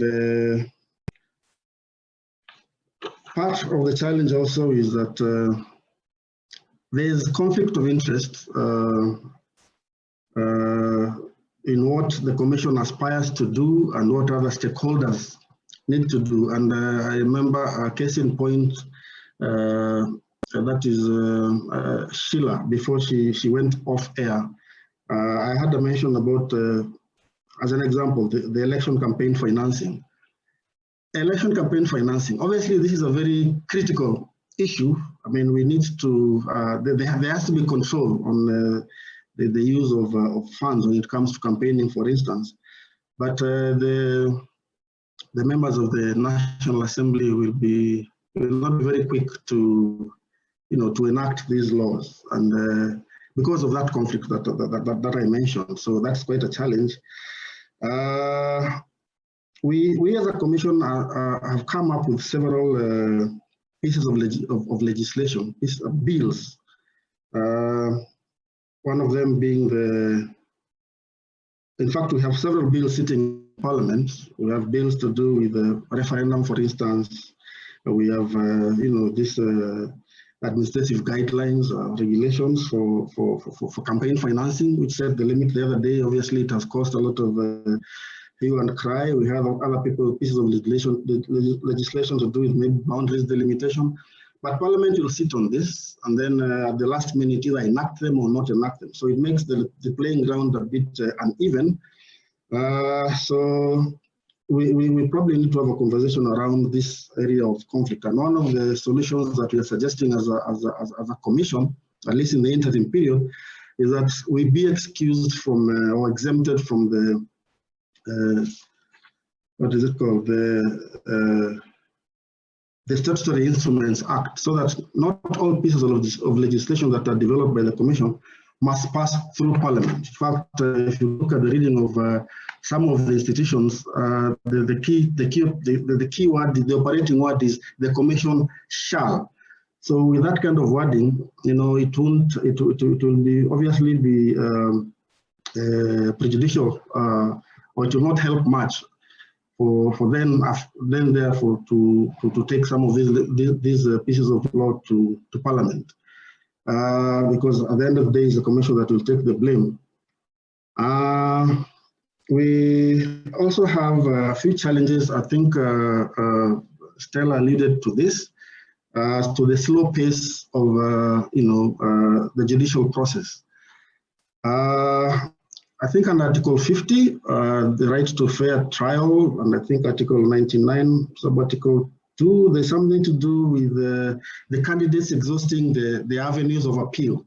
And obviously, there's some of them will appeal or review. Some of them will take advantage of this, and by the time you realize they are offering their candidature in the next election. We also have situations where candidates or complainants come, but they really don't have sufficient evidence. This may be attributed to lack of awareness or maybe lack of resources. And probably even lack of harmonization. I think we need to harmonize our laws in such a way that it is easier for a complainant to probably lodge a complaint using a standard form or something that is accessible everywhere and readily and probably cheaply or even free of charge. But those are matters that the Commission is obviously having a discussion around.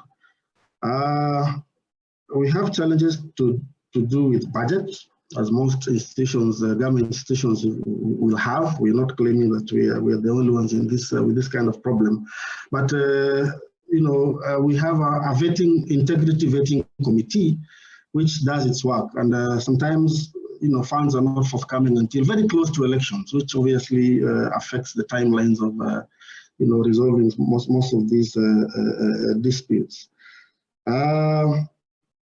We also have situations where legal technicalities are brought in. I remember even before I joined the Commission, there was this case of Mumo Matemo, who was a candidate for directorship of EACC, and he was being cited for integrity issues. But in court, this matter was thrown out on a technicality, on the ground that it is Parliament and not courts that are vested with the mandate of vetting.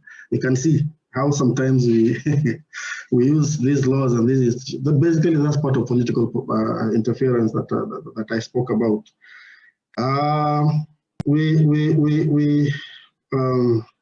As I said earlier, some of the recommendations that we would come up with is making it easier for complainants to lodge complaints. We also recommend that leadership and integrity laws should be amended to provide for vetting standards.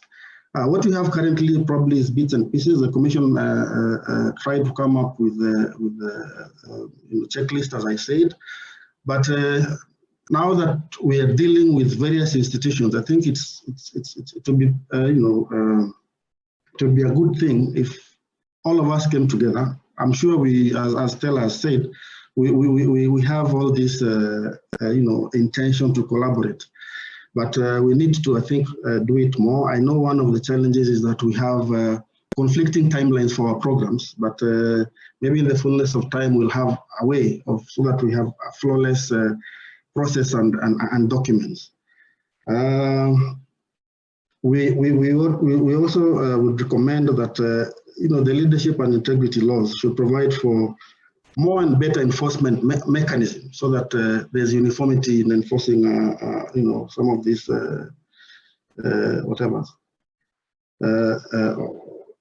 sanctions. We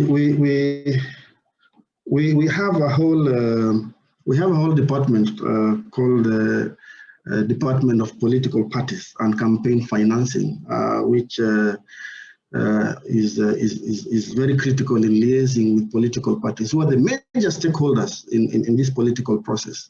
And as Stella mentioned in her remarks, when the political parties at least aspire to have persons of integrity vie for office, then we'll have probably less and less of these integrity issues. Thank you very much. I will stop there, but I'll be happy to share some of these remarks online maybe later if anybody will be interested to have a look at what we prepared. Thank you very much.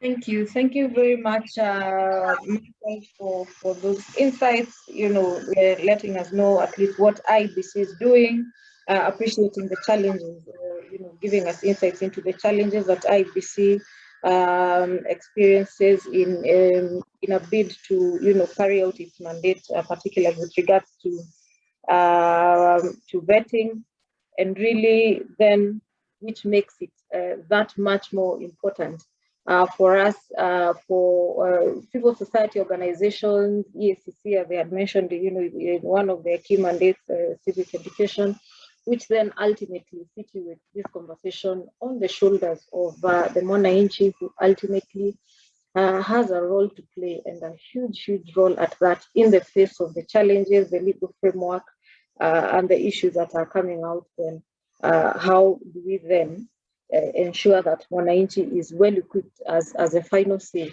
or with regards to who they elect into office.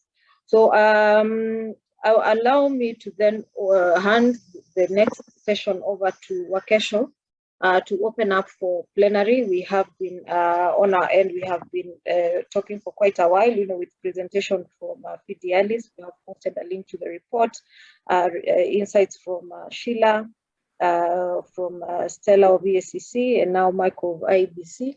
Would wish to hear from our participants on their reflections, their comments, clarifications, or anything that can really guide this discussion moving forward. Wakesho, if you can hear me, you now have the floor.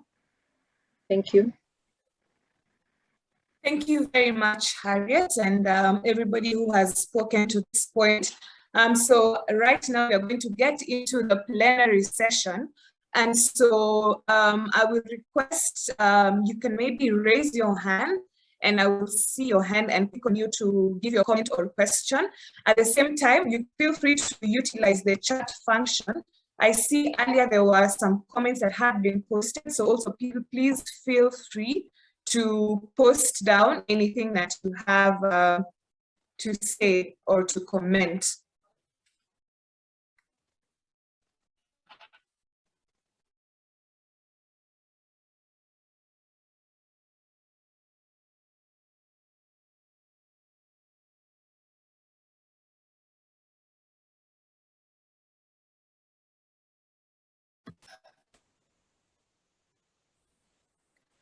So I can see a hand from Steve Biko. Steve Biko?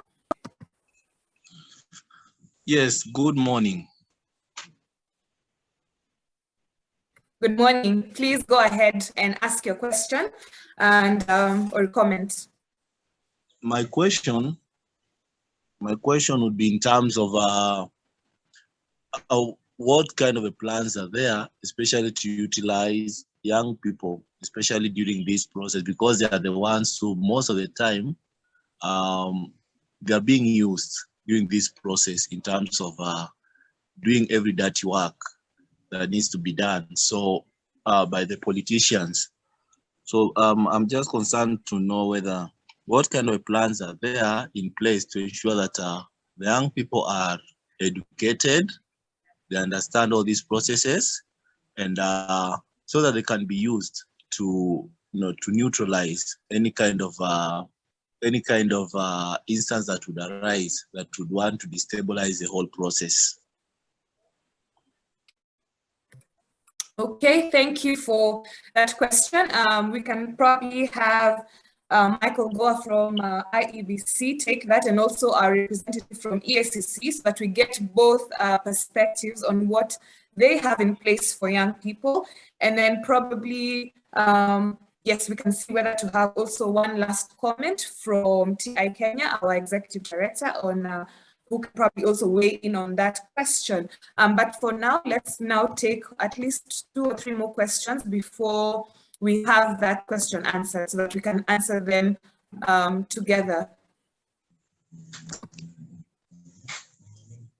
So please just unmute your mic. I hear someone.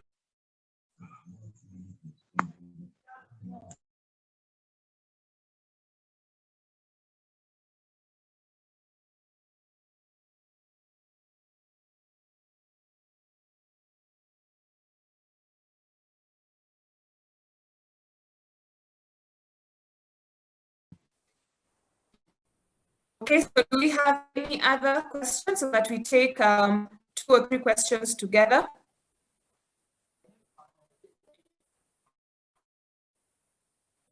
Okay, so maybe we can answer that question from Steve. So Michael, if you can hear me, probably can you let us know what plans that IEBC probably has with regards to awareness to young people and the important role in ensuring that ethical leaders are elected?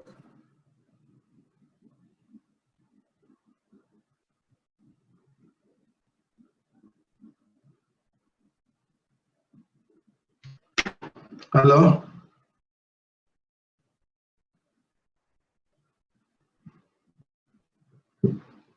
I lost you, Akesho. Can you hear me? Yes, Michael, I can hear you. Okay, I'll Yes. attempt to answer. I'll attempt to answer that question. On the part of IBC, as a commission, we're very passionate about partnering with the youth. In fact, we met as a commission, the National Youth Council in our offices about 2 or 3 months ago. I remember during the launch of our strategic plan, another 2 or so months ago, they were also invited, and we had serious deliberations with them. We even promised the youth a desk at all our activities, be it elections or by-elections, so they can have representatives, so that they can be represented on the ground. And during some of those deliberations we had with them, we actually reminded them that they have so much potential by virtue of their numbers. They are almost 70% of the population, if my approximation is right. And I remember personally telling them that, if they really, come out here and get involved in these activities, they don't even need affirmative action. They don't even need to have a special place in the Constitution as a special interest group. Just by the sheer numbers, take over the leadership of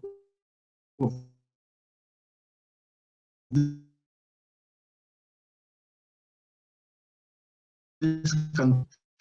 So yes, we are very happy to.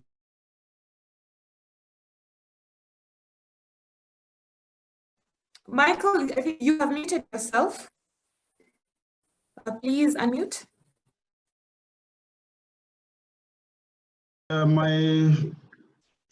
My reaction to Steve's question come through. Yes. It's just towards the tail end that we not get clearly.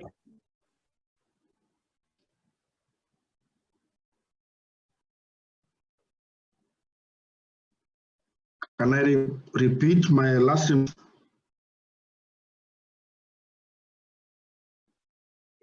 Yes, please. Yes, I was just saying that during our meetings with the representatives of the National Youth Council, we reminded them that they make the majority. They make up the majority of the population in this country, and if they come out and participate in activities, in leadership, political activities, join parties and take up leadership positions and leadership roles, they don't even need affirmative action. As in, they don't even need to be categorized as a special interest group. They can outnumber all of us. So we encourage them, we encourage them, and we work with them. So moving forward, I think we will see more of their participation in activities of the commission. Thank you. Thank you very much, Michael. Yes. For answering that question. And there's a second question here from Susan Ongalo, and probably our representative from the ESCC, Ms. Stella, can take this as she answers the question of the youth. And the question is there a framework to possibly induct the political parties on the ethical and integrity aspects as they prepare to nominate their candidates? So is there a framework to possibly induct the political parties on the ethical and integrity aspects as they prepare to nominate their candidates?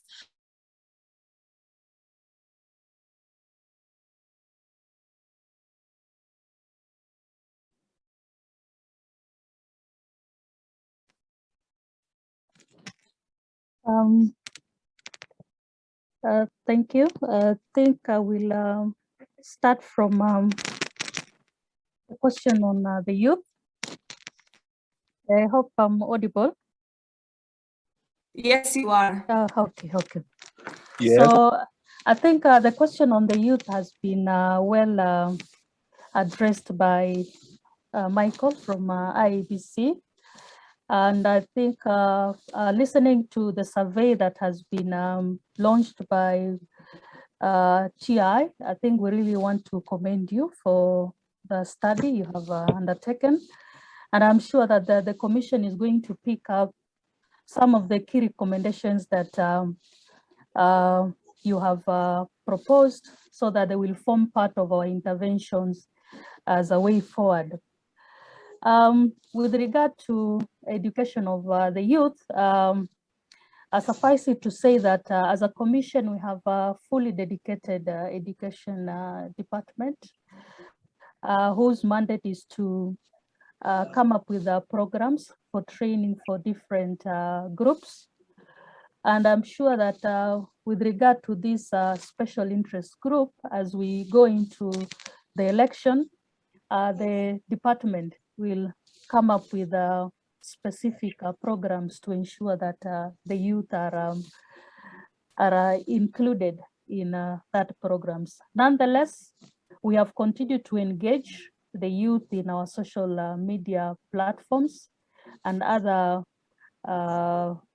media platforms, including the radios. But I think moving forward, we are going to look into the youth and how, as a Commission, we'll be able to ensure that they are not misused when it comes to the electoral process.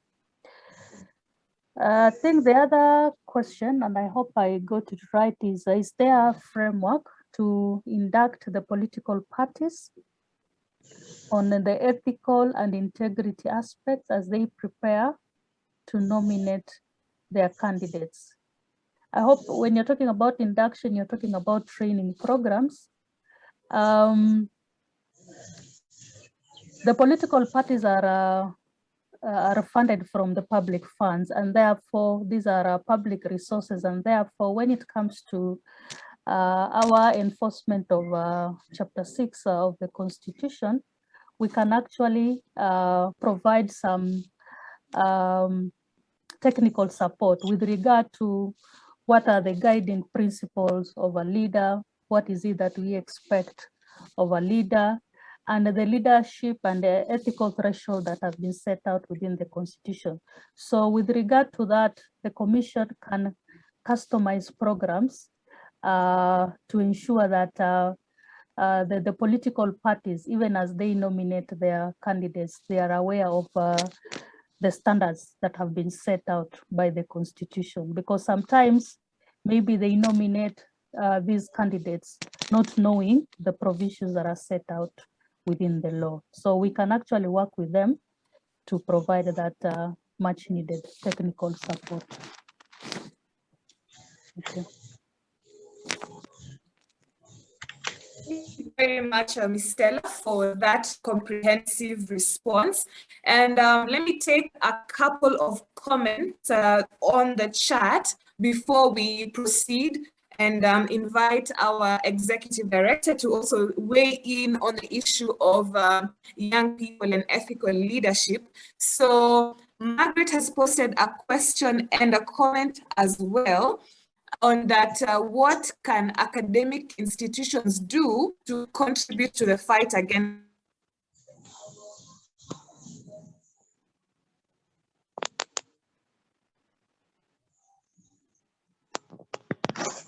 So what can academic institutions do? And so she mentions that for them at Tangaza University College, they have taken it as a responsibility and launched a master's program on ethics and organizational leadership, which is up and running since January 2021.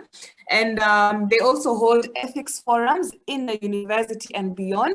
And noting that the next one is scheduled for October 1st.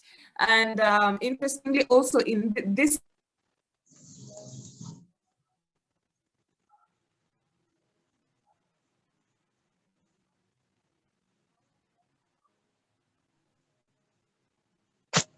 I don't know whether you can hear me. And so now this afternoon also, they have scheduled a public lecture by Dr.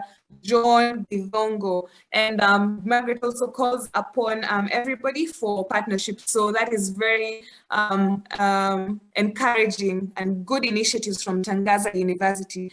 So let me call upon now our executive director, to tackle the issue of young people and ethical leadership and what can be done. Karibu sana. Yeah.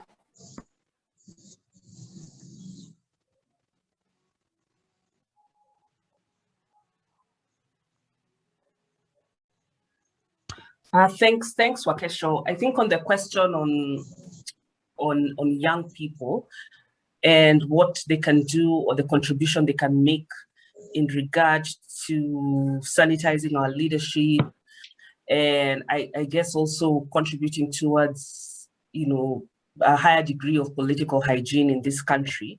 One, I will just go back to the issues around Chapter 6. I think we need young people equally speaking out.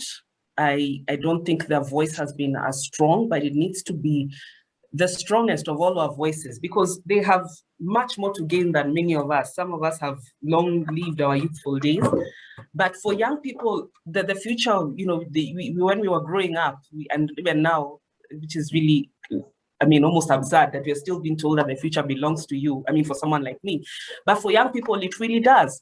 And for them to be able to insulate their future and have a better life than what their parents had, what we've had, is by basically ensuring that they're advocating for integrity. And one key step is by calling for cleaner leadership in this country. So we need their voices in regard to implementation of Chapter 6 of the Constitution. As I mentioned, some of the actions that I feel are critical moving forward is actions by political parties. So we need young people. I think Fidiali's highlighted people who belong to political parties, but we need young people to basically put pressure on political parties to ensure that only people who meet the standards and requirements of Chapter 6 are actually cleared in the political party primaries and their names presented to IBC for clearance to be added onto the roll of candidates for the 2022 election. So we need youth to advocate for that. And by so doing, they'll be able to fight for those positions, because even now, when we look at the leadership profile in this country, we still feel that we have less young people. Of course, increasingly, we are seeing more young people getting into public office, but we are not at that ideal stage yet, at that ideal level.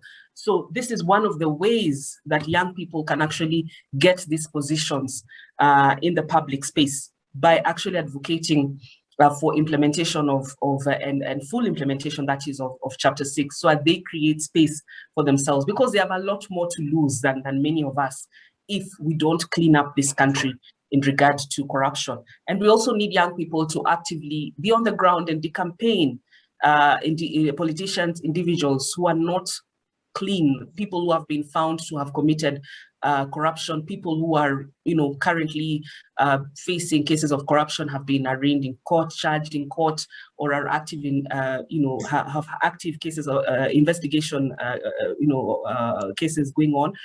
So we need them to actually decampaign these people at the grassroots level, so that they create space for themselves to be nominated by political parties. But critically, I think on the issue around campaign finance, I think it's important, because one of the things that we have said is that if we're able to level, one way of leveling the playing field for young people and even women and PWDs is by ensuring that we actually regulate campaign funding in this country. There's really a legitimate public interest to ensure that we actually regulate campaign financing, especially for young people, because the lack of regulation and use of illicitly acquired money from money laundering, terrorism, wildlife crime, drug trafficking, and other illicit activities continues to exclude youth, women, PWDs, and other already disenfranchised groups. So if we do not regulate the use of money in these coming elections, we will see more incidents of voter bribery, we'll see more incidents of electoral violence and other malpractices. And this normally turn away potential leaders, including young people, from offering themselves for leadership, because they fear sinking that low, and rightfully so, to win elections, and also just don't have the obnoxious amounts of money that have been deployed in the elections. So we really call upon the youth to support the regulation of campaign financing in the country as a means of really addressing exclusion, inequality, and iniquity that continues to be perpetuated in this country. So that's really my call to young people and how I see them participating in regard to ensuring that there is a high degree of electoral integrity in this country moving on. Thank you very much, Sheila, for those sentiments and for the clarion call to young people. And I see Caroline Wanyoike also on the chat agrees with you that indeed we need the voices of the youth on integrity to advocate for ethical leaders. And she says, thank you to Transparency International Kenya for this forum. Earlier on, there were comments also from Margaret again, so shared, very true. So this was in reaction to Job Mugira, who said that the findings are encouraging. Kenyans are ready for a takeoff.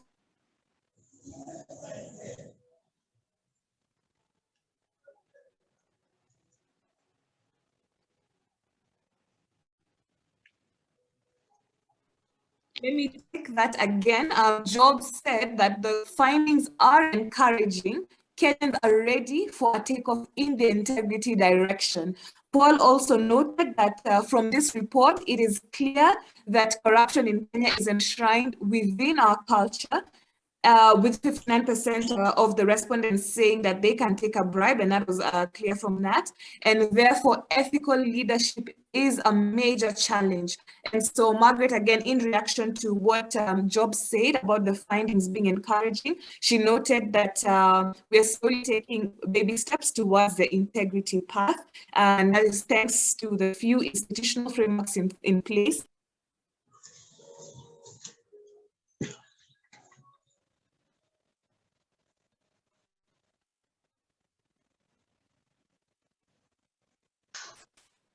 Wakesha, are you still on?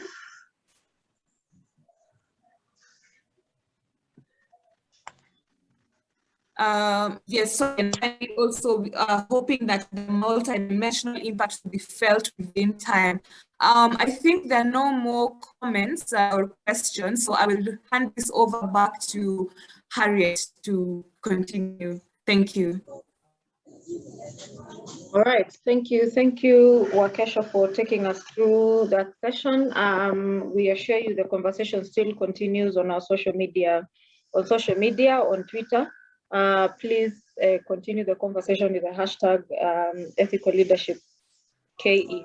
I note that we are quite a few minutes over time, but we are just winding up. Maybe just to summarize some of the things, to try and summarize the conversations. Civil society organizations, we have a huge role to play with regards to civic education and advocacy efforts, where we have seen IBC and EACC talking of, looking for enabling legislation, with IBC having some bills in court, EACC having some, I think they mentioned some judicial processes ongoing. So then seeing civil society organizations whom are ably represented here, you can see our colleagues, NTA, TISA, that are here. How can we then join into that conversation? Our development partners present, definitely getting us or supporting us with the resources to roll out civic education to the masses, because ultimately they are the ones at the center of the conversation and the ultimate guarantors of accountability. I can see the DOJ is also represented here. I think it's also time that they weigh in on the conversations around the legal framework, clarifying, seeing how they can chart a conversation on clarifying the legal framework, harmonizing mandate, and creating or helping us think around how then do we create a multi-agency approach to vetting, and that has been mentioned by IBC, by EACC, and the vetting framework that IBC mentioned with their checklist and the different organizations that are included in that conversation. Can DOJ weigh in and give us a legal way or a framework within which then all these organizations can speak, or can be in a forum that they can speak and clarify some of these processes. The Ombudsman also here represented. They also have a blacklist public officers that they deem to have, have had issues with their service delivery efforts, and they were in court trying to get, I think, a mandate to ensure that that blacklist is legally binding or has a legal force. If the ombudsman blacklists you, then, and they say you're not carrying out your duties as per the law, then you are not fit to hold public office. How can we also bring them in the conversation? Because I don't think they're anywhere within the framework that IBC or EACC mentioned. But just to mention, there are also stakeholders that we can bring into this conversation. So without further ado, allow me to invite our partner, implementing a partner, Mzalendo Trust, represented by Alex Ogutu, who will take the role of giving a closing remarks and a vote of thanks, so we can bring our meeting to a close. But from me, asanteni sana for your participation. Here since 10 a.m. So thank you very much. Alex, over to you.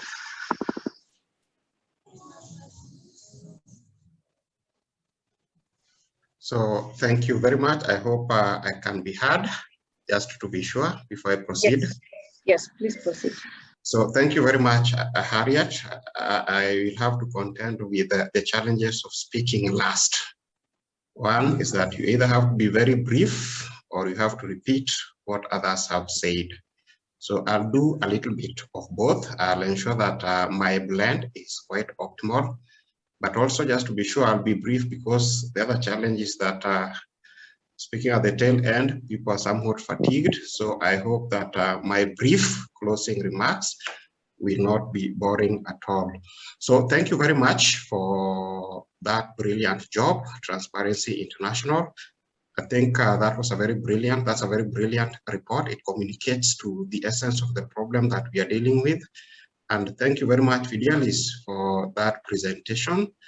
I can confidently say that it was a presentation that was made with a lot of integrity itself, except with a small dent there. The dent is, you referred to us as Mzalendo Kenya. I just wish to correct that. It's Mzalendo Trust. So you may want to redeem yourself so you have an impeachable integrity on that front. Just remove yourself from that list of being odd one out at TI who doesn't know that, or rather the right name of our organization. So yeah, just by the way. So that report does present, I think it communicates aptly, suitably, the paradoxes that we are facing as a country. So it is very depressing that on the one hand, we have people who are very desirous of having a leadership that is populated with individuals of unimpeachable integrity, while on the other hand, people are willing to partake on the things that lead to installation of leadership without integrity, including taking of bribes. I think that's a very big paradox, and we just have to find a way of addressing it. So it is just, and I think that particular thing, that particular challenge problem communicates to the problem, the general problem that we are facing, particularly with the implementation of our constitution. I suggest that you agree with me that one of the most tortured articles of our constitution is Article 6, or rather Chapter 6, I beg your pardon, Chapter 6 on leadership and integrity. Why I say it is the most tortured is because that if you look at the gap between the aspirations as provided for in that constitution and realities of its implementation, translation of those aspirations to reality, that gap remains ever wide. But we do have a role. Amidst that depressing fact, I think it is quite encouraging. Amidst that despair, it's quite encouraging that various actors are stepping in to see how well we can narrow that gap and bring closer to reality the aspirations that have been captured eloquently and aptly captured in Chapter 6 of our Constitution.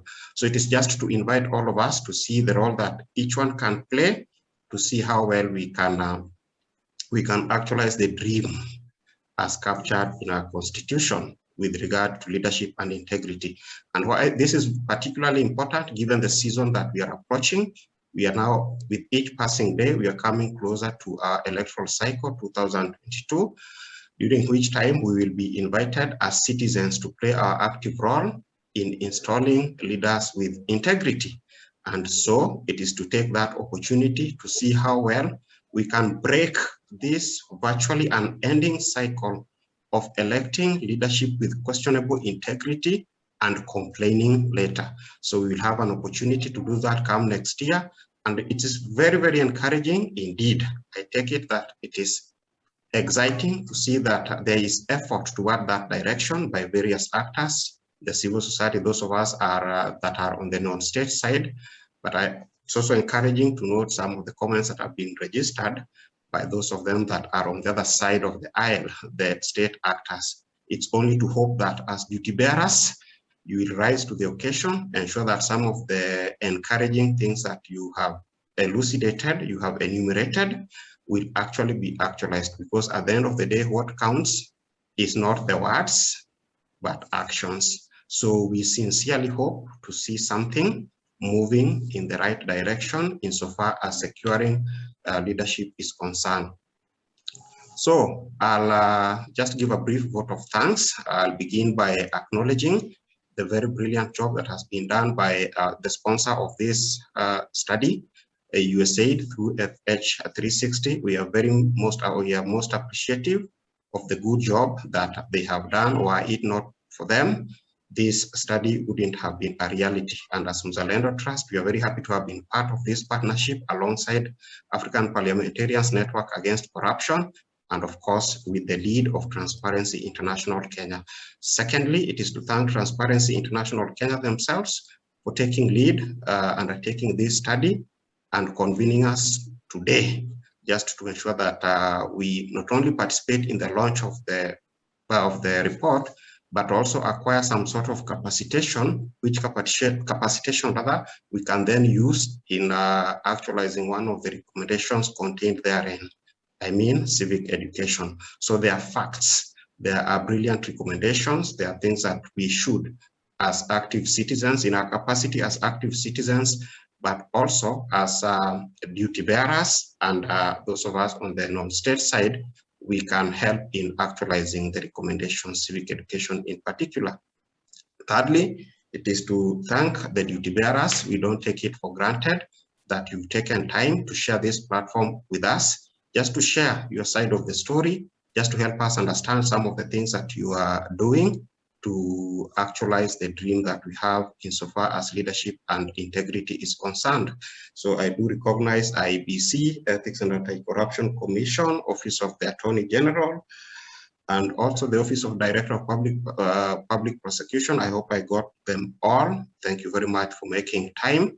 Thirdly, it is to thank the participants for making time. I'm unable to mention you by name or organization, but just take it that we are very appreciative of you taking time to be here with us today. So lastly, probably before I say last, on the Transparency International side, Transparency International Kenya, just to be sure that I get it right, I don't commit the very mistake for which I accused, or rather of which I accused Fidelis. Transparency International Kenya, we are very appreciative of the overall role that has been played by your executive director, Sheila. So thank you very much. So lastly, I'm reminded that we have the Office of the Auditor General. Office of the Auditor General, we recognize you. Thank you very much as part of the duty bearers for making time. So maybe it is to note, to point out that the utility of this report counts more from what we do out of this engagement. We have the painful option of putting it there in one of our shelves and have it gather dust. That's a painful option that I would definitely not recommend. But then we have that proactive option of ensuring that we help in actualizing the very brilliant recommendations that have been provided for impact, particularly given that we are headed toward 2022, during which time we'll have the general elections. Lastly, it is to appeal to us to take maximum precautions COVID-19 continues to present an existential threat, and I just encourage those of us who may perhaps not have had an opportunity to get their vaccination to please proceed. I think it is now worldwide, countrywide. There's a list that has been circulating of the facilities that are offering it, and I would particularly recommend one for those of them that are fearful of queues of some sort of crowds. I think the University of Nairobi Clinic is a bit organized. They don't have very many people, and they are servicing very, very fast. So it is just to recommend, take maximum precaution, but ensure that you get vaccine as well. Yeah, so you have some sort of a sustainable cure, a wall to that problem. Thank you very much again, and I just wish you all the best. Asante sana. Thank you, Alex. I think we now declare the report officially launched. Thank you very, very much, and have a nice afternoon, everybody.